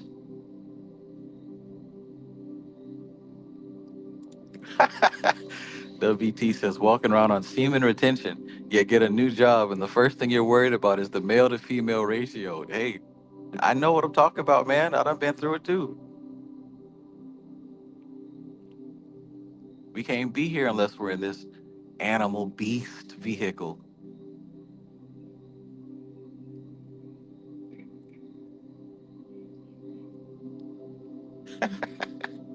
The beast. I find it hilarious, honestly, man. All right, we gotta get back to this text now. This is a long chapter. Occult topics with the professor says the temptation to help others in waking up is an ongoing process. In the end, it takes a level of discernment to allow everyone the space to do their own work as we be about ours. Well put. Well put.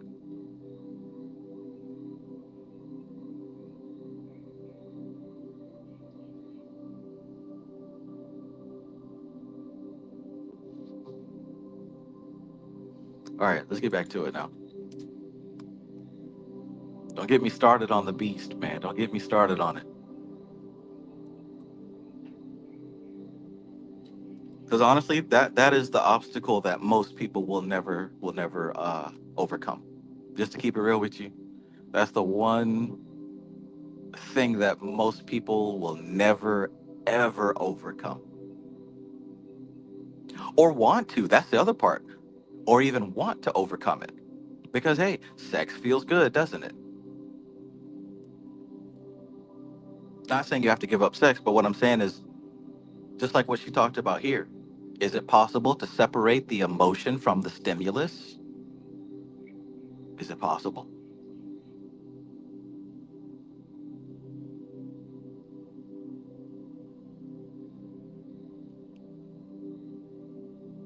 Because when we allow the trigger or the symbol to be the gateway to what we feel, it's very easy to become a slave to that symbol, even though the symbol is only a symbol. But I think we get the point now. Let's get back to this. I'm AI with the braids.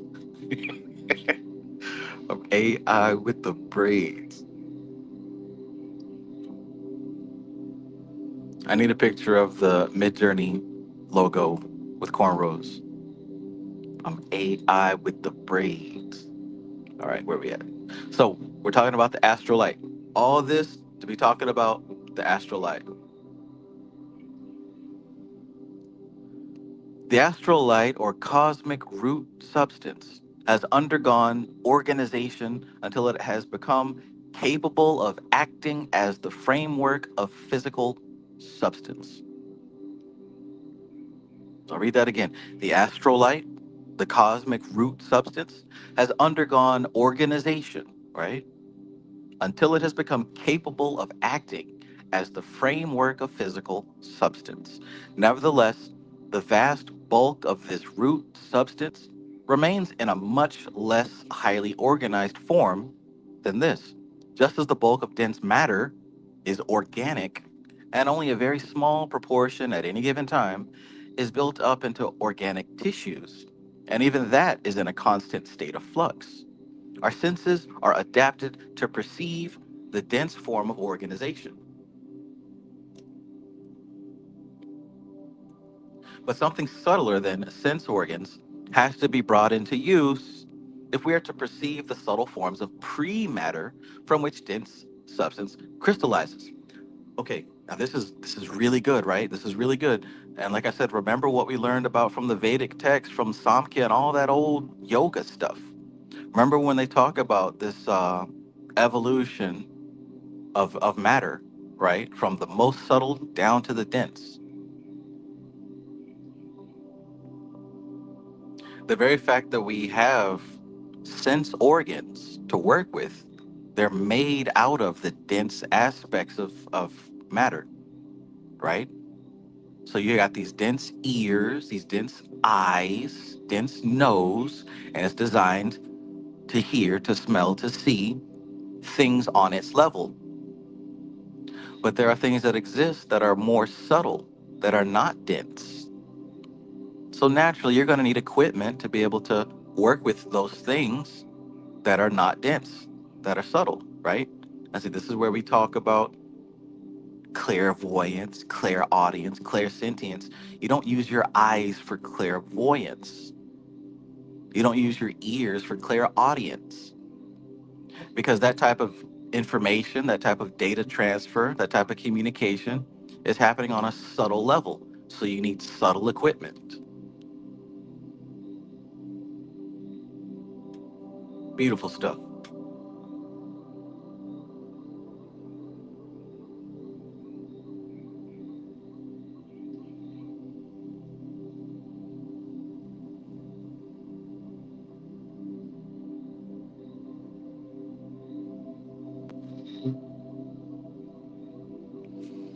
Faneto Height says, I'm glad you have been led into all truth. Yes, all this does apply to the Vedic sutras, the Prajna Paramita, and holy scriptures of the Bible have a direct correlation with this. Absolutely. Absolutely. You can focus on these less dense substances through awareness and conscious manipulation of these things through emotion. We fail to realize there is power in emotion. All right, so our senses have adapted to perceive the dense form of organization, but something subtler than sense organs has to be brought into use if we are to perceive the subtle forms of pre-matter from which dense substance crystallizes. Now, this is just a side note for those of you who love Bobby Hemmett. Remember Bobby Hemmett used to talk about primordial stuff? Now, see, you think that primordial has to do with the deep, deep, deep past. But what if it also has to do with subtle states of existence? I'm gonna leave that there. What if he wasn't just talking about yesterday, but talking about an unrecognized state of now? That ain't for everybody because I know most people didn't understand what Bobby Hammett was talking about, anyways. But for those of you who do, and just so happen to be on my channel, because I know at least three of y'all are here, what if primordial also meant high astral, high mental, high causal? My gnosis says can't really be active in the chat, but I'm listening to everything. This chapter is profound. Hell yes. So, speaking of pre matter, but as the soul is not formed of the substance of the material world, right? We know that. The soul is not formed of the substance of the material world, but of this subtle pre substance. That's your melanin, right? That's your melanin. That pre substance. It will be found that there are factors in the soul which are capable of responding to non physical forms of existence, being of its nature. This we know by experience to be the case, and the whole of psychism and magic is built upon this fact of experience. Oh man, so she took this long to start getting into the juicy stuff. I don't know, man. I might run through this chapter tonight because she's starting to get into it. And as you can see, I haven't highlighted any of this.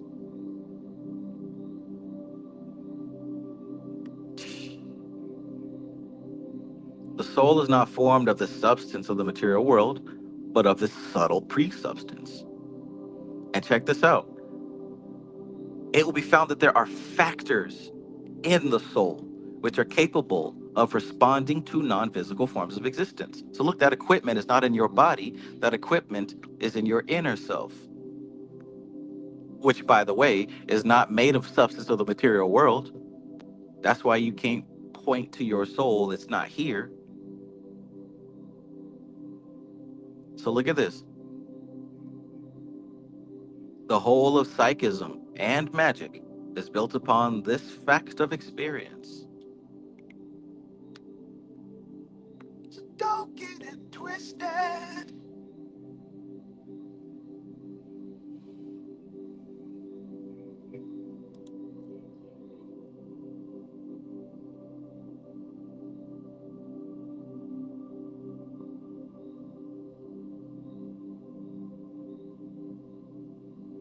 All right, let's keep going.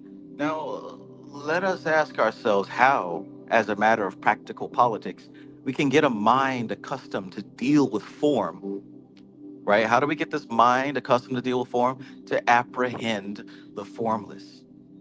Now, every time this subject comes up, I gotta give a shout out to Dharana Darshan. How many times have I mentioned that book? You gotta get that book, Dharana Darshan.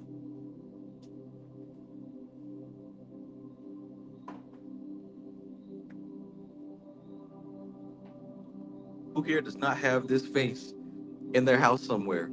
Who does not have this text in your house somewhere?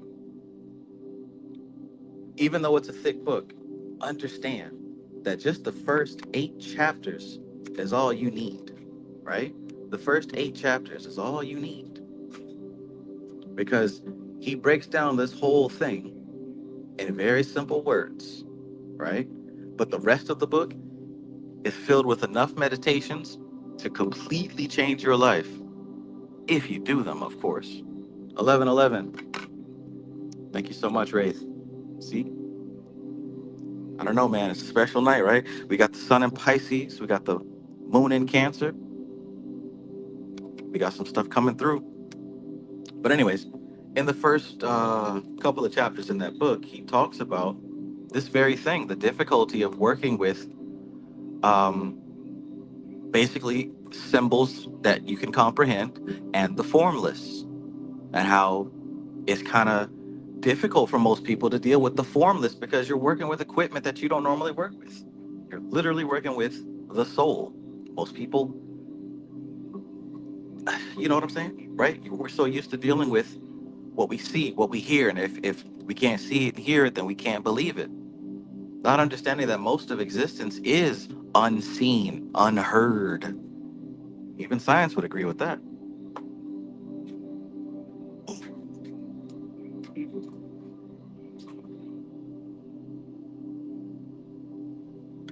Eye has not seen, ear has not heard. The spirit has in store. Cosmic Traveler says, yep, up to page 53. Great stuff. Good for you. Good for you.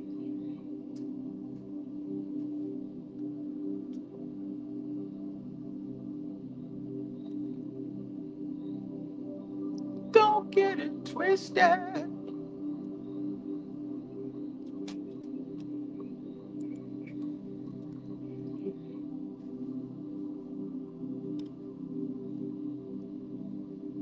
Where we at?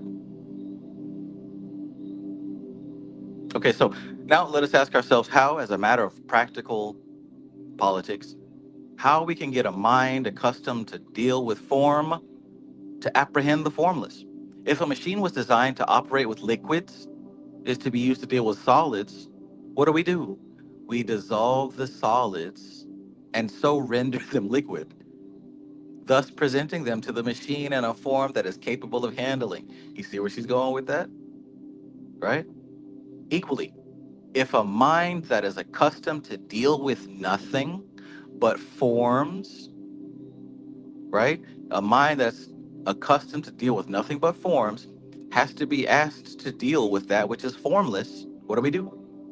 We symbolize the formless by certain conventional, arbitrary pictorial forms that serve to convey its significance to the intuition. Thus, the mind is enabled to handle symbolically what it could not handle actually without great difficulty. Moreover, if we persevere with this method, the mind gradually becomes accustomed to dealing with that which has no form and is able to dispense with the use of symbolism and deal immediately with the formless. Did you catch that?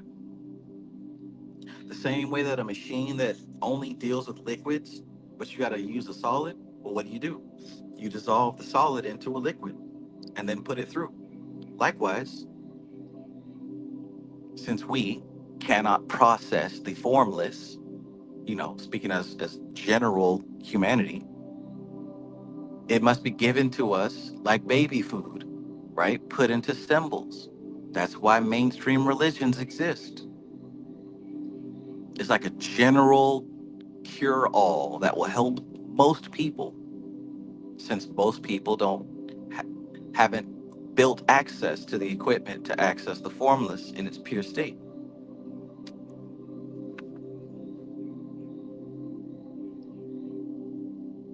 Cool stuff.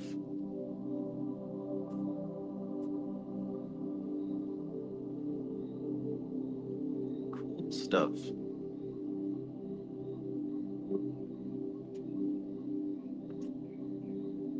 And not only that, but the more that you do this, the more that you're able to start working with the formless directly. You literally have to build yourself up and train yourself to do that.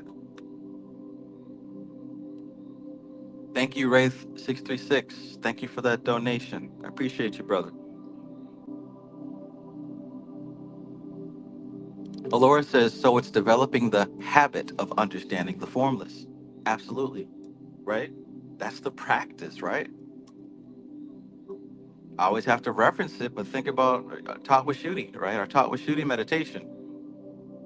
We visualize the elements, the shapes, the square, the triangle, the crescent moon, the circle, but we're not really meditating on a circle or a square.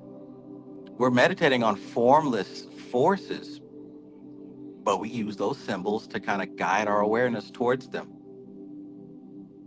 And we do that enough, and eventually it's almost like we're able to sense those subtle forces without the symbols.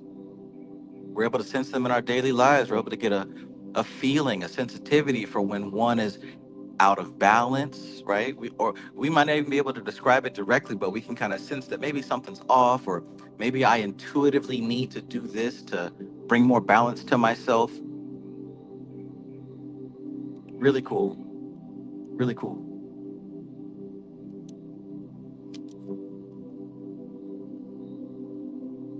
In the light of these facts of experience and dealing with the subtle aspects of existence, which are facts of psychology, whether they are facts of objective experience or not, we can approach the intricate system of the paths upon the tree without fear of falling into superstition if we accept the implied hypothesis boldly. So, look, remember, in all this discussion here, we're still talking about path working. We're still talking about the 22 paths, right? So, all that being said, she just talked about how do we get basic folk to work with formless cosmic forces? Well, put them into concrete symbols that somebody can look at and make use of. So now it makes sense a little bit as to why the 22 major arcana tarot cards line up with the 22 paths. They're symbols, right? They're symbols that represent formless forces. And pathworking is all about working with those formless forces through the agency of a symbol.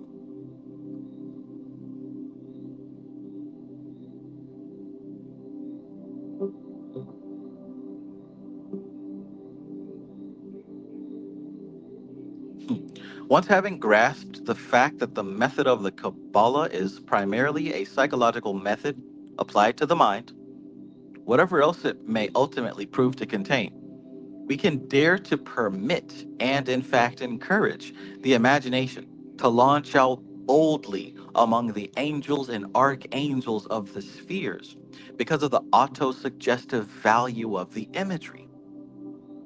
You get a little bit of confidence about yourself, when you can visualize, right, those archangels, and you know that it's in this sphere with this color, this tone, this magical phrase, right? When we have all those different symbols to apply to our meditation, it's a lot easier for us to do it with confidence. Hmm. Whether that which we conceive has objective reality or not is immaterial to the argument, just as the historical accuracy of the poet is immaterial to the art of poetry, which, like the Qabalah, is concerned with the sympathetic induction of subjective emotion, not with scientific truth.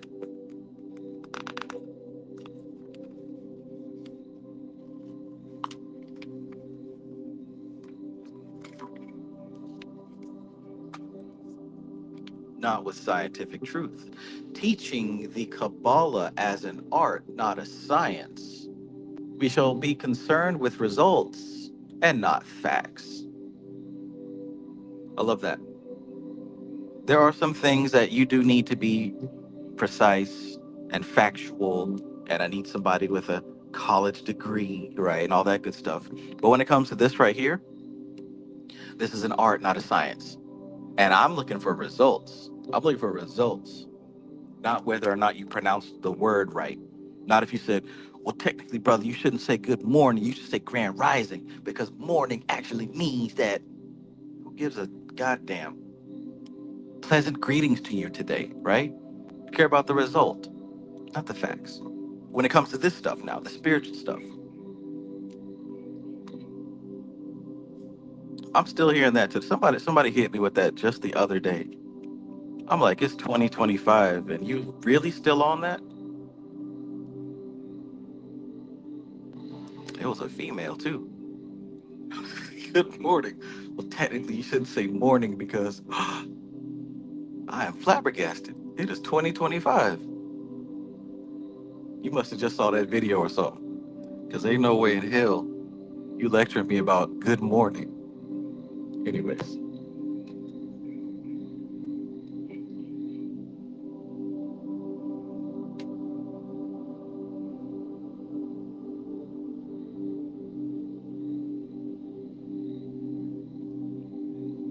treating the Kabbalah as an art, not a science, we shall be concerned with results and not facts. The phenomena dealt with being, in fact, the results obtained. This paradox is the clue to the Kabbalistic method of mysticism. To reject it as untrue is to fall into superstition. To reject it as inadequate is to sterilize one's mind by skepticism.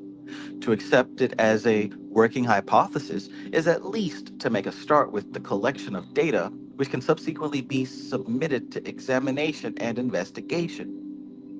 This is the process of development through which every science goes, and to refuse to permit it to esoteric science is as foolish as the arguments of the short sighted Victorian manufacturers who decried the study of pure science because it did not produce immediate results in newer and cheaper processes. Grand Rising.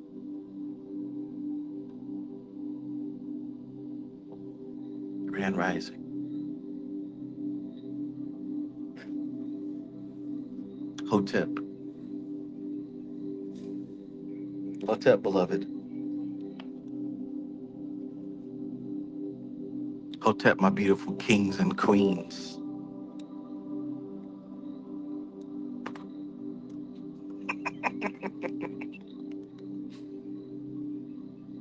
Ashe. Ashe family. The paths of the tree being associated with the letters of the Hebrew alphabet, the astrological factors, and the major arcana of the tarot pack. It follows that since things that are equal to another are equal to each other, some degree of correlation must exist between these three modes of mystical notation. The paths are numbered consecutively according to a definite system. And the attribution of the letters follows the numbering. The first letter of the alphabet being attributed to the first path and the last to the last path, and all between following in their order. We may take it then that the numbers and the letters are simply a means of classification. But when we come to the consideration of the attribution of the astrological symbols and the tarot trumps, we do not find any ordered system followed. Ah, in fact, in the case of the tarot trumps, the order followed in attributing them to the paths of the tree is not that followed in numbering the pack. We must conclude that the Hebrew alphabet is the connecting link between the concepts attributed to the physical plane, which is the plane of effects, and the subtler planes, whereon are the causes assembled. For mystical concepts are attributed to the Hebrew letters as well as sound and number.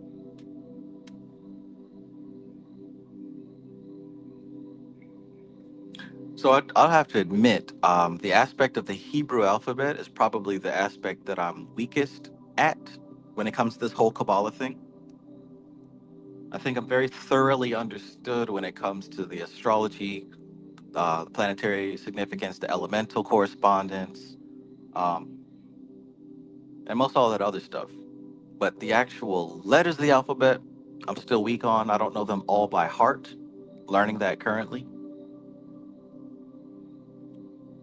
But one thing we can definitely see, like she just said here, starting at the top, the 11th path, all the way down to the 32nd path, follows all 22 of the Hebrew alphabet letters in order.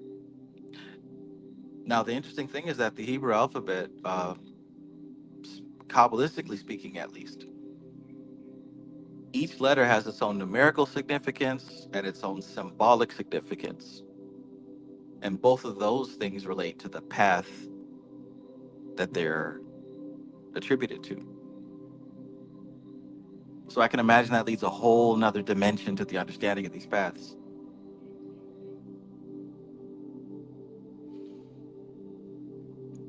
But for me, last year was to focus on mastering the understanding of Kabbalah as much as I could. This year's focused on the paths for me personally. Hence why, in case you didn't hear, the next book that we're doing is the book by uh, Gareth Knight.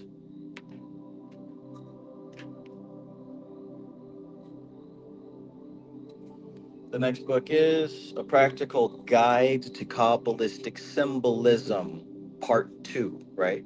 That's what we're doing after we finish Mystical Kabbalah. This chapter is pretty big right here that we're currently reading, and I'm going to try to get through it within the next couple of days. So if you don't have a copy of this book and you'd like to get one before we start the book read, I suggest that you go ahead and snag it. A Practical Guide to Kabbalistic Symbolism, Volume 2.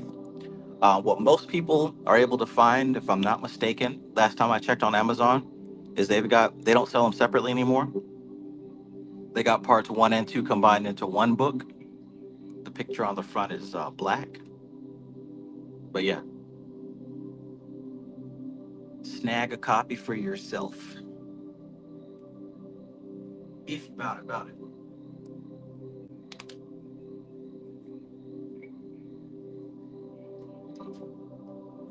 If you about it.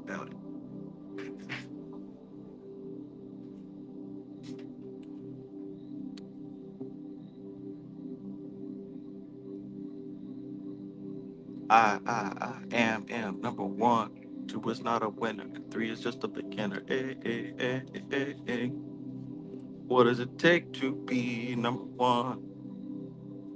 Let me ask you, man. The key to the whole system, we may conclude, is to be sought in the astrological symbols.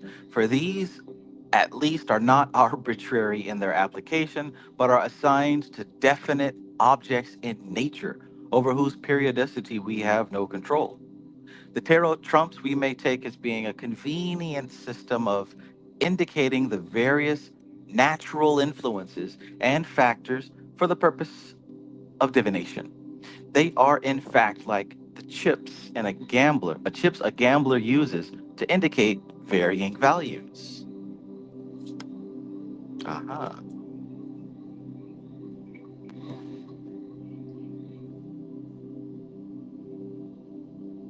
Varying values.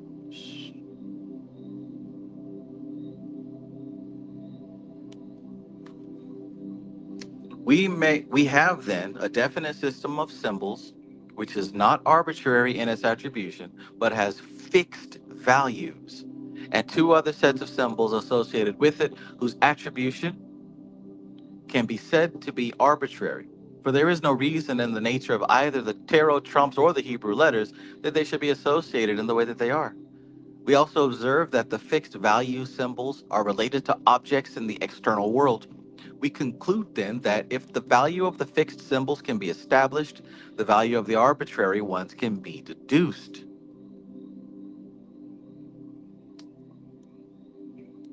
Joe Atama says, ordered today on Amazon, Overcoming the Archon Through Alchemy by John Kreider. Damn, I haven't heard that in years. You brought a flashback. I went through a phase where I got all his books. I think it was first the Servitor creation book, I want to say. Yeah, I remember. I mean, he's a good author. I went through on a buying spree and got them damn books. I think that was like when Panic was first talking about the Archon real heavy, and everybody was got scared and spooked out for the first time. So I went to go looking. That's what got me into that book. That's a good one. Read through it, man. You'll enjoy it. Wayne M says one of my favorite authors. Peace, Wayne M. Yeah, John Creder's got some good stuff. Good stuff. I was very happy with my purchases of his texts. Hopefully, you will be too.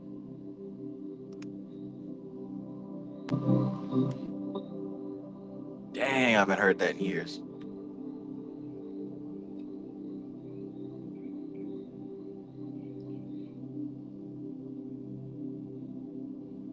The fixed symbols refer to the signs of the zodiac, the seven planets, and the four elements, all of which were evaluated by the ancients who developed these systems of mystical notation in a manner that we know today to be quite incorrect.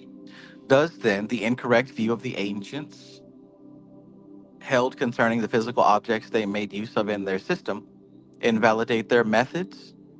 The answer is that insofar as the concepts are taken literally by the unenlightened, it must be so. But insofar as they are taken mystically by the initiated and enlightened, they are unaffected, just as the significance of the lamb slain from the foundation of the world is unaffected by the considerations of the sheep breeding or humane killers. Hmm. It is for this reason that the initiates have always objected to the use of astrology as a divinatory or fortune telling system.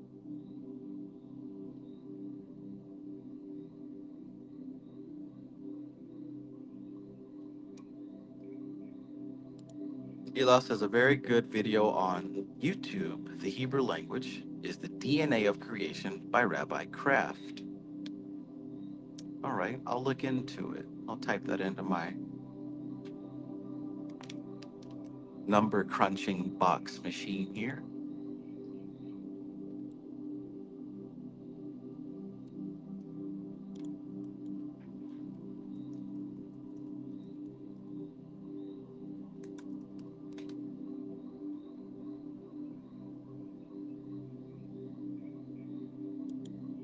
What does it take to be number one?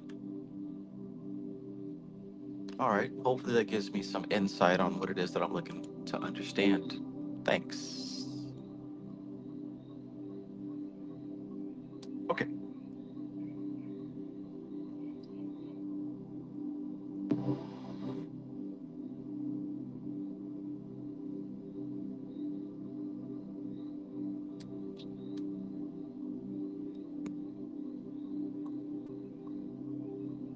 Let us try to get back into the minds of the men who made these mystical systems and see if we can recover their lost secrets. This is best done by considering the attitude of those modern mystics who are working along the same lines. If these explain to us their aims and methods, we shall find that we have been furnished with a clue to the aims and methods of the ancients. Firstly, mystics of all ages have always held that the visible world is built up out of and conditioned by invisible forces, and that if we understood the nature of these forces and their interplay and periodicity, we should be able to understand, forecast, explain, and direct all the manifestations in the physical world. Just as the chemist, by understanding the nature of the chemical elements and their mode of combining, is able to deal causatively with material substances. The mystics arrived at their knowledge of the subtle factors behind appearances in the same way that the material scientist arrives at his knowledge by the good standard method of observation and experimentation. But in the case of the mystic, that which he had to observe was very subtle and very elusive, and he had no instruments or apparatus by means of which he could isolate it and observe it. His only means of observation was to study the reactions of his own mind workings, their speeding up, slowing down, and turning into this or that channel of interest. In these, he soon observed a periodicity. She had that word 3 times already in this chapter. In these, he soon observes a periodicity. He observed great tides, but also weaves within the tides. And he observed that these were not constant for all men, but varied within certain limits, which, though broad, were not arbitrary. And he asked himself whether there was anything in the objective world which he could correlate these varying spiritual rhythms. Was there, in fact, anything objective that caused them? The most obvious fact in nature was the correlation between fertility and the phases of the solar year. Another fact that even primitive man could hardly overlook was the exact correlation between the nature of women and the moon. We know today that a very important influence upon vitality is attributable to sunlight. The influence of the moon upon life is a matter of profound conviction in tropical countries. But little has been done in the way of exact experimentation on this point, and that little points in a negative direction. There is no evidence whatever that the rays of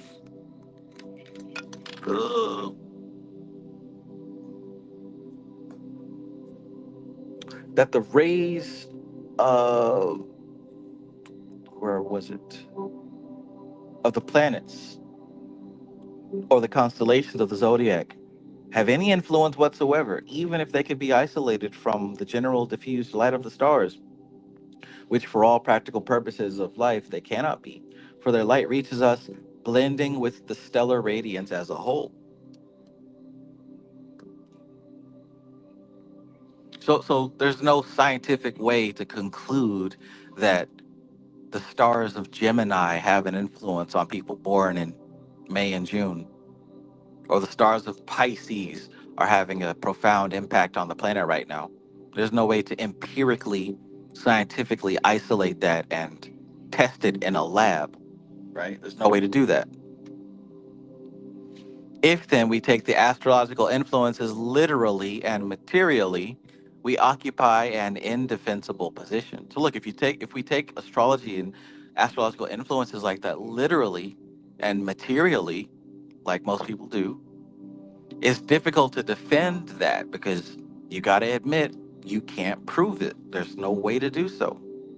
If, on the other hand, we say there are certain changes in the mental atmosphere of the earth, which are periodic in nature, and to which different people react differently, but according to definite, though highly individual systems, the position is a very different one, for we are standing on solid ground of observable fact.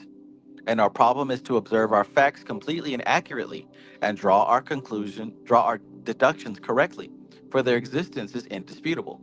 In other words, it's about the angle that you're coming from, right? You can't look at the zodiac and point to the stars and say, look, those stars are causing this to happen. There's literally no way to prove that.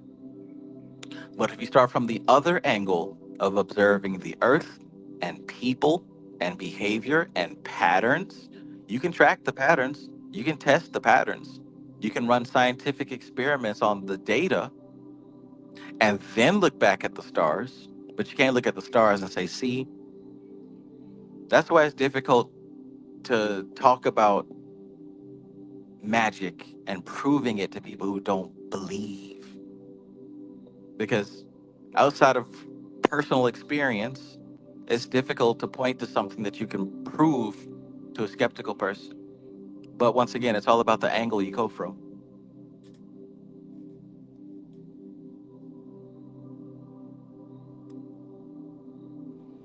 And there are many occultists who have advanced science and made scientific discoveries by doing just this, by looking up at the cosmos or the stars or some other spiritual understanding and saying, you know what? If I can point to how if I can point at humanity and nature and find a pattern, I can prove that there's something here. And hell, I could even do it without sounding mystical and spooky. Honestly, I think that's where NLP came from. It is, because the creators of neurolinguistic programming talk about the influence of Hermetics and Qabalah. Yeah,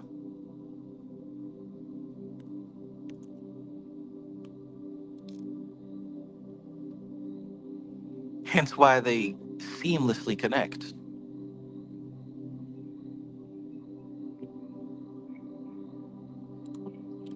Veronica Archaga, peace, peace. Good evening, Veronica. Hope you're doing well tonight. I love you, Veronica. Sending love wherever you are.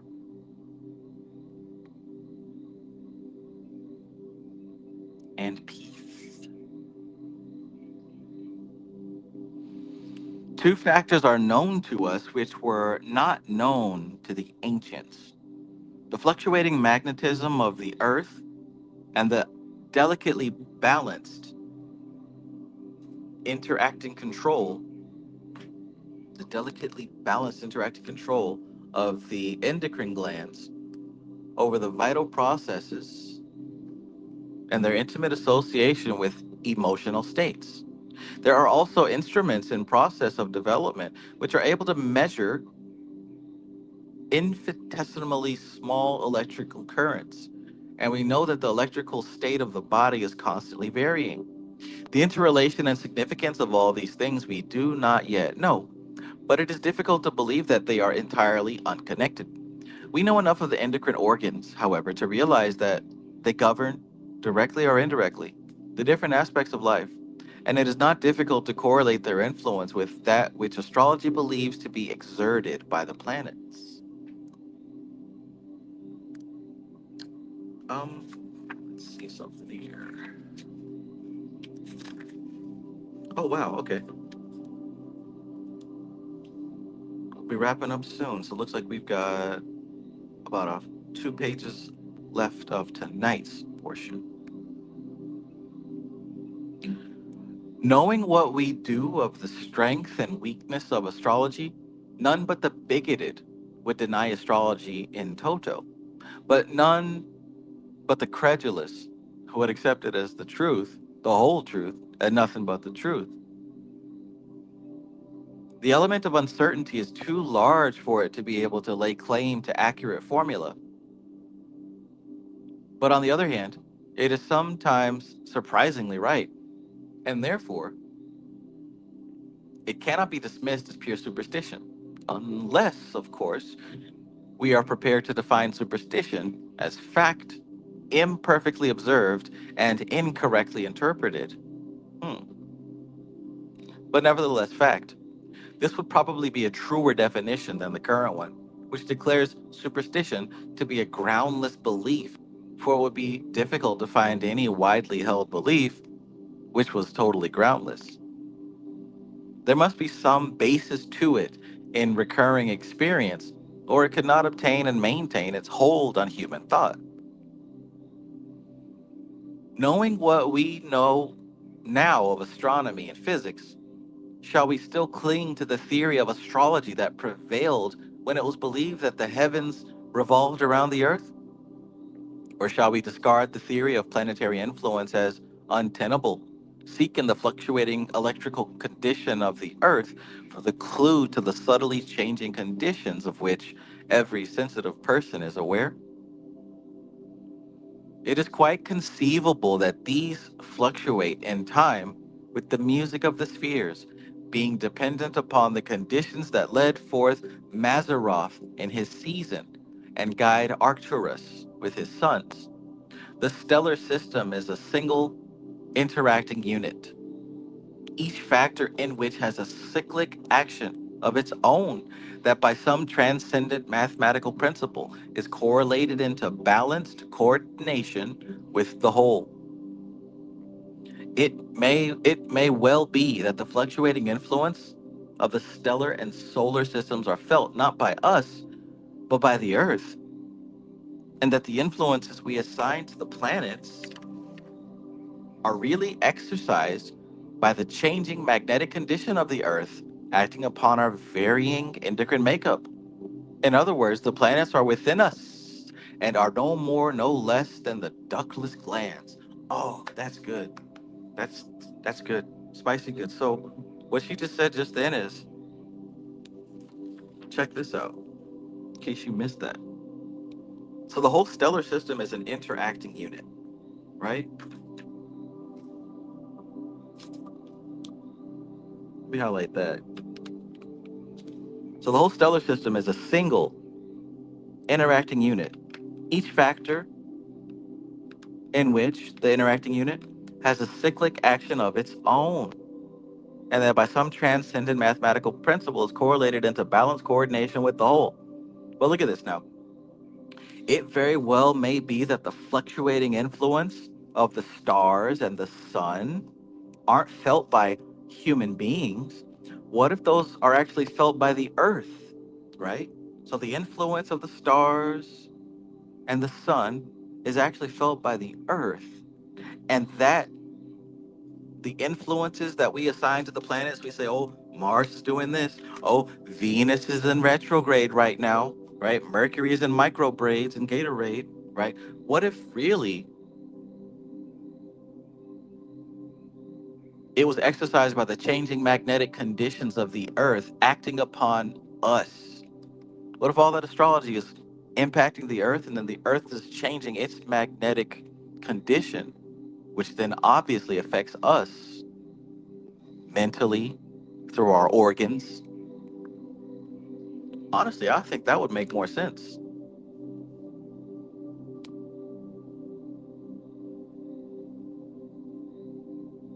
I think that would make a lot more sense.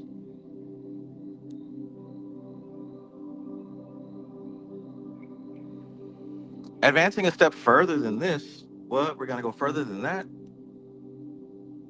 We can readily understand that there may be a telepathic rapport between the mental states and the earth soul, each individual reacting individually to the changing conditions according to this temperamental makeup. Yo, did you know that you might have a telepathic connection with the earth itself? Did you ever think about that? You ever think that you have a telepathic connection with the earth and she talks to you? I mean, shit, you're literally made of her. You're not made of nothing else. The calcium and minerals and vitamins that go into structuring your bones and your flesh and your blood, all of it comes out of the earth. Them ramen noodles you ate, that expensive ass protein shake, that sea moss, all of it came out of the earth, and it makes up your body. Always has and always will. That's what I'm saying. We are an animal beast. We are an animal beast. Earth beast. Just like dogs and cats, pigs, monkeys, gorillas. tapeworms. We ain't no different.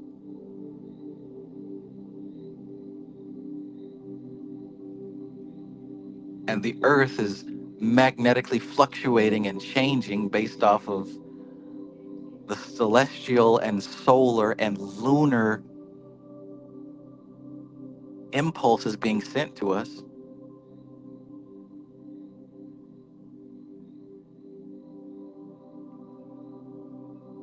Wild, isn't it? Wild, isn't it?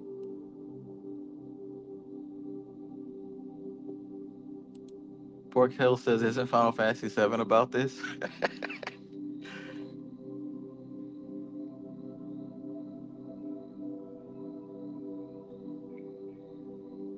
I didn't see Al Dickey, that's my real name. I didn't see him here tonight, but first he sent me a video, a meme of these kids at a zoo, right?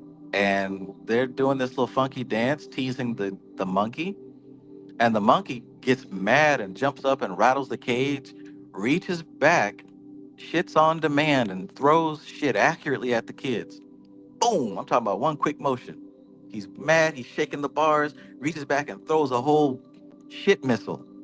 Hits the little kid in the face. "Ah, I hate it here." So about I hate it here. Walks away crying, right? And we're laughing at that. And I'm talking about not even a few minutes later, I see a meme of two dudes in prison, right? Their ankles are you know where the story's going. Their ankles are handcuffed to their desks, and they're having beef with each other. So it's a white dude and a black dude. The white dude's sitting in front, the black dude's behind them. They're back there arguing with each other. Fuck you, fuck you. Yeah, they're trying to hit each other. The dude takes off his jacket and he's like whipping and smacking the white dude. So hell, the white dude reaches in his pants, shits on demand, and throws a missile at the black dude. Boom.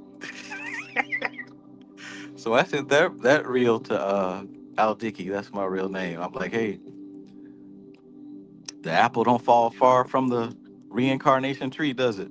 Right? We ain't nothing but beasts, man. We ain't nothing but animal beasts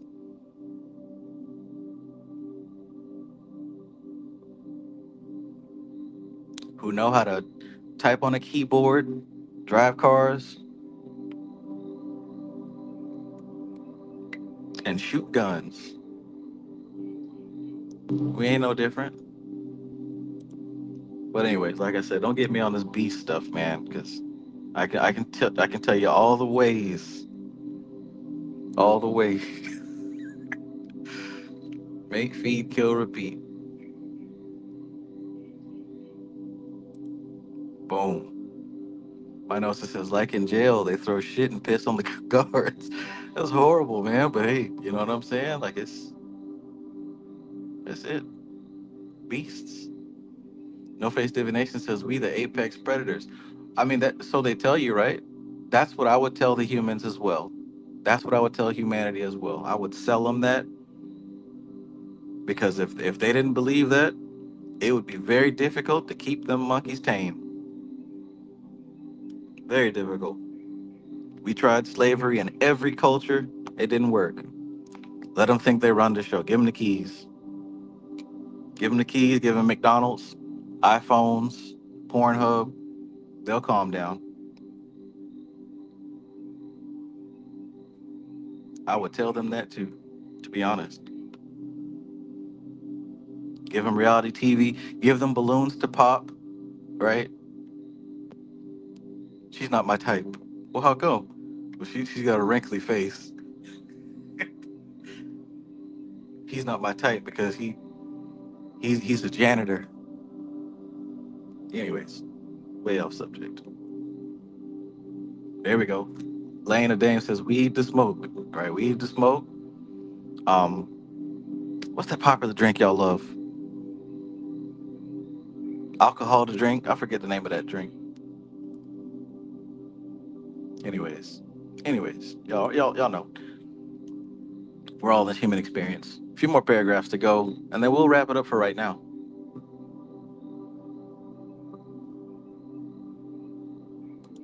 IDKDKDS says there's cultures in Burkina Faso, Africa, that places nature over man, and not the other way around.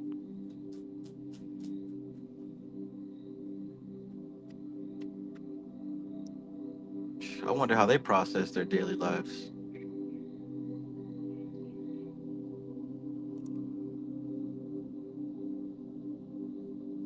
And I'm saying all this with Coca-Cola on my breath, talking right into my iPhone, listening to YouTube, right? Streaming through StreamYard.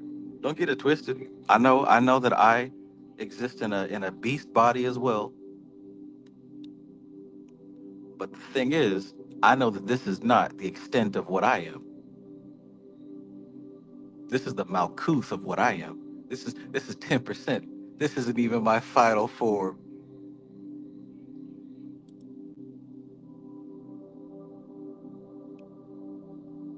You see nothing. That's what I know. Some people ain't.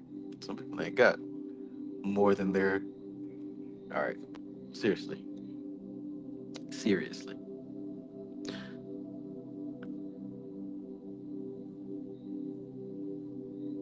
Advancing a step further than this, we can readily understand that there may be a telepathic rapport between the mental states and the Earth's soul, each individual reacting individually to the changing conditions according to his temperamental makeup.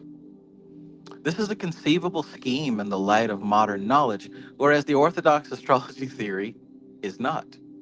It may be that the changes in the magnetic strata of the Earth do indeed correlate with the movements of the planets, not because they are caused by them, but because the Earth, being, when all is said and done, a planet, shares in their correlation with some profounder rhythm. So, hell, maybe it's not just the beams of the sun and the cosmos upon the Earth.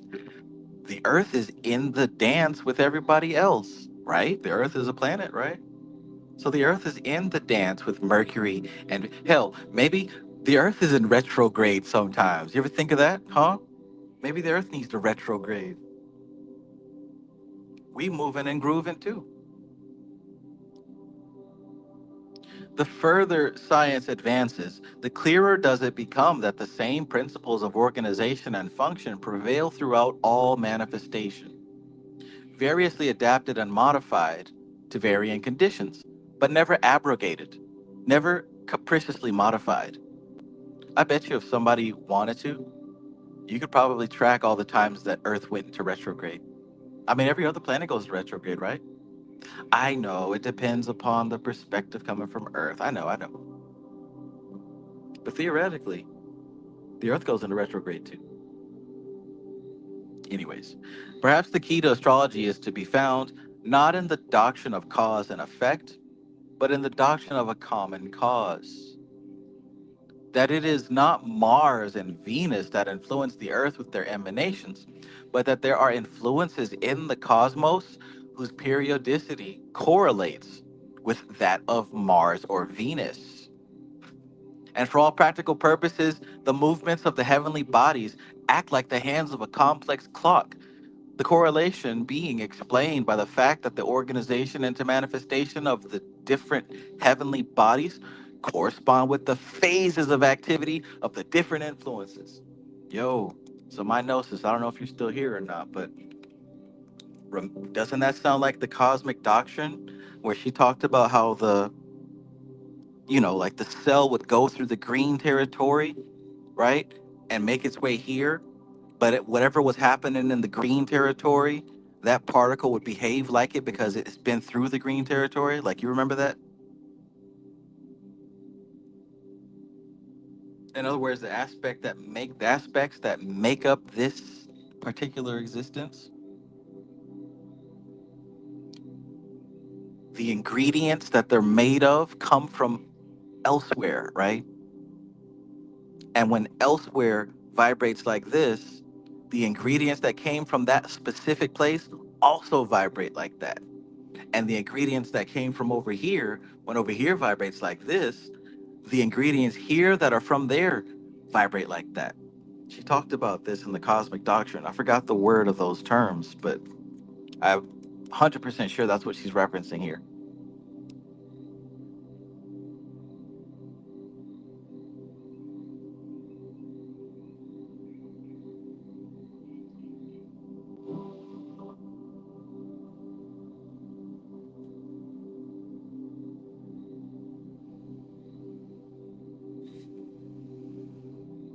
The weakness in the astrological position may be due to the error of concluding that post hoc must necessarily be proper hoc, whereas the true cause must be sought at a much deeper level. So, I like that. She says that perhaps the key to astrology is to be found not in the doctrine of cause and effect, right? Because we're always looking for cause and effect. What if it's not cause and effect, but in the doctrine of common cause?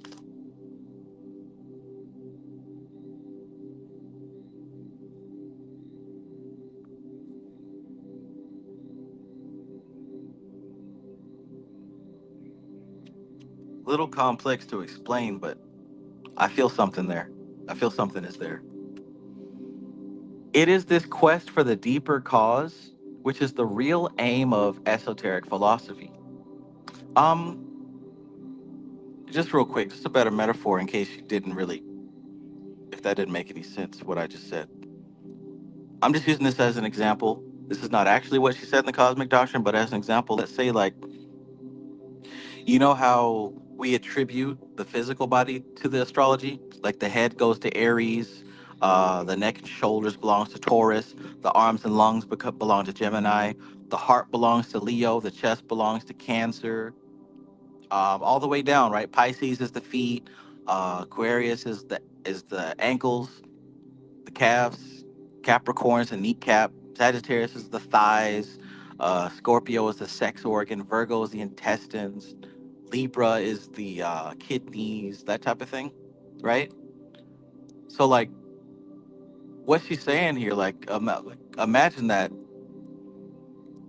like, your feet really did come from Pisces, right? Imagine that your head really did come from a place called Aries, and your arms did come from a place called Gemini.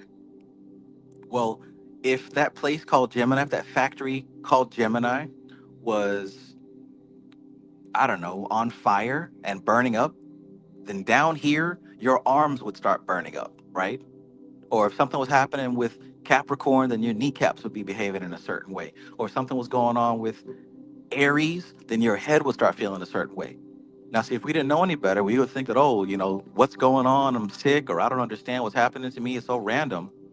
But understanding astrology, you see that, okay, up here, such and such conditioning is happening, and it's affecting me here because this part of me is from there. That's what I'm saying. But in the mystical Kabbalah, she wasn't talking about your body parts. She was talking about like these specific primordial particles that, as they're passing through the cosmos, they're going through specific zones, specific territories, and the time spent in that zone, it picks up the attributes of that zone. And when that particle finally makes it to its final destination and it starts to evolve and become, like, say, a planet or a soul or something, that zone back there still exists. And it's always spinning around the center, right? Like this giant globe. And every now and then that zone it'll be active or passive, positive or negative. And depending on what was happening there in that zone, that particle is having the reaction because it learned how to behave just like the zone. And as above, so below. Anyways, what she's saying is that perhaps astrology can be described, perhaps cosmic influence upon our terrestrial lives can be described as just that. The stuff that we're made out of is still reacting and vibrating. In other words, perhaps the key to astrology is to be found in the doctrine of a common cause, as far as where it came from, having a common cause, a common beginning. Cool stuff.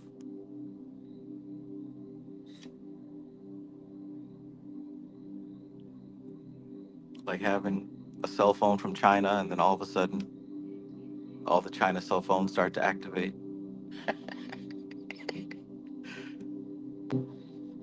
Alora says, yeah, a common community aspect to it. It has a common zone with the others it reacts with. Yeah, right, right. So oh, look, the sun is now in Pisces. So look at the Pisces areas of your chart. Something's going on with your Pisces aspect. Something's going on with your Venus aspect because Venus is in retrograde right now. The moon is in Cancer right now, so look at your Cancer aspect. Look at what the moon represents.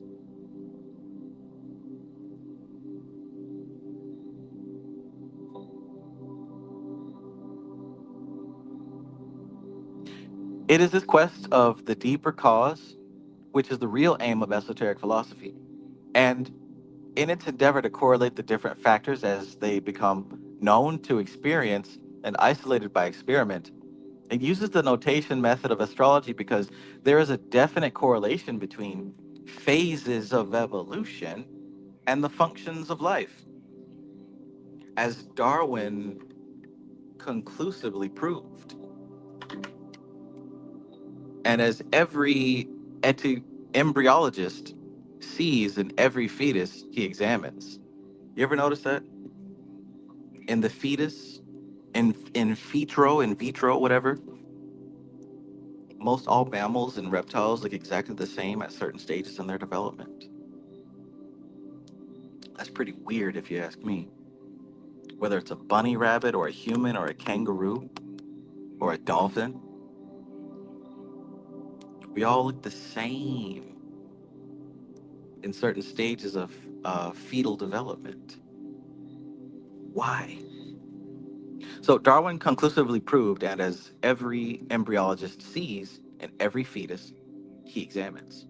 In our researches into the symbolism attributed to the paths, we must take up this latter attitude, recognizing that the real correspondence is between the phases of evolution and the functions of life, and not between the heavenly bodies and human life, which, like a fetus, is a recapitulation and epitome of the larger whole that gave it birth.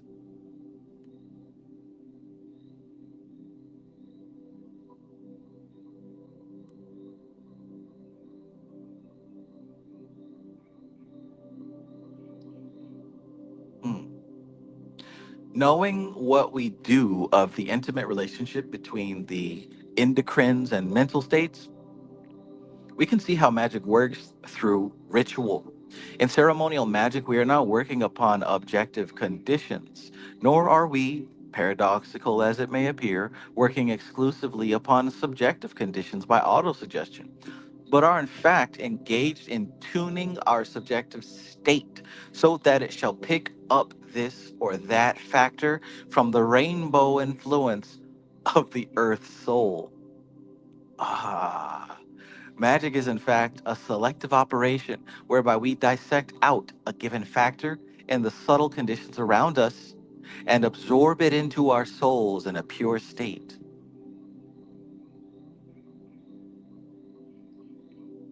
All magical operations have for their theoretical basis a scheme of classification based upon the planets. It is by means of this that the mystical thought of all ages and races can be correlated. An operation of Mars or Venus, the sun or the moon, is the same everywhere, as Sir James Fraser shows in his monumental Golden Bow. The tree of life is a very convenient, supple, and comprehensive method of notation and classification, and so are all the pantheons of the polytheistic systems and the angelology of the monotheistic ones. Understood in this light, we can tread upon the paths, we can tread the paths upon the tree in a philosophical spirit, free from superstition on the one hand and credulity on the other.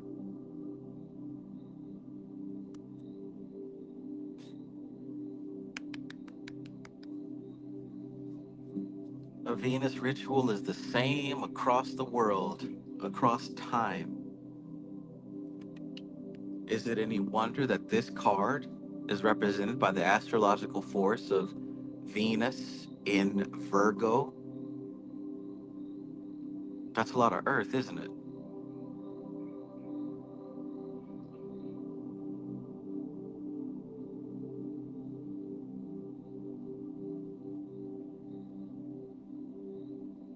I had to make a choice recently, right? On my altar, I had the Hermit card because I'm thinking to myself, okay, 9 year, I'm gonna come into alignment with this symbol because nine, the Hermit card, represents the powers of nine. Da da da da. And I noticed that my life was quickly going into hermit mode like crazy. Um, and of course, I was also walking with the cliff off at the time, and I noticed that I don't think this is exactly the result that I'd like. And then we went through the chapter on Yesod, and it clicked. Hey, man, there's four other nine cards to use. If you don't necessarily like what's happening with the Hermit, perhaps there's a different nine card. Now, out of the nines, there are four, and I think it's very easy to choose what two not to use. That being the Nine of Swords and the Nine of Wands. So the Nine of Cups or the Nine of Pentacles. And honestly, I prefer the Nine of Pentacles to the Nine of Cups. In any case, this is the end of tonight's study. When we get back on this, might do it tomorrow or Monday. We'll see. But we'll conclude with directions for path workings. So we just went through this chapter on path working, right? And she talks a lot about the astral plane. I think she gave a great explanation on the astral plane. It's not a place, it's not a thing in itself, but what it is a series of relationships and connections. And this theory of magic, this practice of magic, wouldn't really work without this substance of astral plane. She talked about emotion and how we attach emotion to trigger, we attach emotion to symbols, we attach emotion to actual things. But in truth, we don't really have experience as human beings of raw, pure emotion. It's always attached to something else. It's always triggered to something else. Nobody experiences love unless the person we love is attached to it, right? You can't feel love until you think about or spend time with the person you love. But what if you took away that trigger? If you took away that symbol and experienced the emotion, you'd own that emotion. You'd have access to it instead of it owning you, instead of it belonging to someone or something outside of yourself. She talked about the formless, right? Form and formless, and how this world that we experience with our five senses, this dense reality, we pick it up with dense equipment, the dense ears to hear dense sound, the dense eyes to see dense visuals. Well, there's also a subtle aspect to reality, which requires a subtle instrument, the soul, right? And how we'll need to exercise and become familiar with subtle equipment to experience subtle things. So she said, how do we train one who doesn't have any experience with the formless, doesn't know how to utilize the formless, who's addicted to form? How do we train someone who's addicted to form? Well, the same way that you would put solid stuff into a liquid machine. How do you do that? Well, you dissolve the solid stuff into liquid, then you put it into the liquid machine. Likewise, to help someone who's addicted to form process the formless, you got to take the formless and symbolize it. You got to put it into a symbol. You got to break it down into something that they can understand. Likewise, the 22 paths are symbolized by archetypal scenarios, archetypal experiences. And when we do the work with these experiences, we come into contact with the formless, subtle nature behind those symbols. A lot of stuff. A lot of stuff. So hopefully, this was valuable to you. Hopefully, this gave you something to think about. I asked you like two questions before. It sounded like a lot of people hadn't thought of these questions. What would you do if you woke up one day and you understood the patterns of God? If you understood the patterns of creation? If you understood this matrix? If you could see the matrix? If you literally understood it? What would you do next? What would you do next? Would you get up and go clock into work, get yelled at by customer? Like, would you keep doing the same shit? Would you do something radically different? Like, how far would you allow yourself to go? Like, what limitations would you still keep? Because we keep our limitations, right? We keep our limitations. The second question I asked was, when you die, do you think that you would feel as if you were under control? Because as we live, we innately believe that we're under control of someone or something. We either believe we're under the control of God, we're under the control of our government, we're under the control of our culture, we're under control of our family. We all feel as if we're under the control of something. Do you carry that with you when you die? If your body was no longer functioning, right, and everything's done here, when you think about the afterlife, do you bring with you, if you just think about the afterlife, did you bring with you concepts of being under something's control?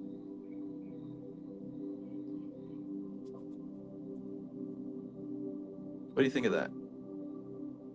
Something to chew on. So yeah, hope that this chapter was insightful. We're gonna wrap it up. We're gonna conclude tonight's service.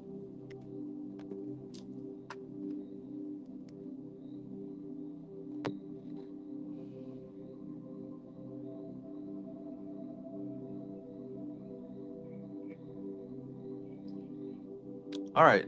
Any questions or comments before I jump on that Fortnite? Good shit, man. Good shit. Thanks for being here. I appreciate you as usual. Bigger and better, more abundant. Life is good. The world can be a beautiful place. And believe it or not, there are genuine people. There are good people. There are people who benefit themselves, benefit you, right? Everybody isn't negative. Everything isn't negative. The world's not falling apart. It's not going to hell in a handbasket. It's all how you look at it. It really is. And you get more of what you already have. So start there. Start with what you have.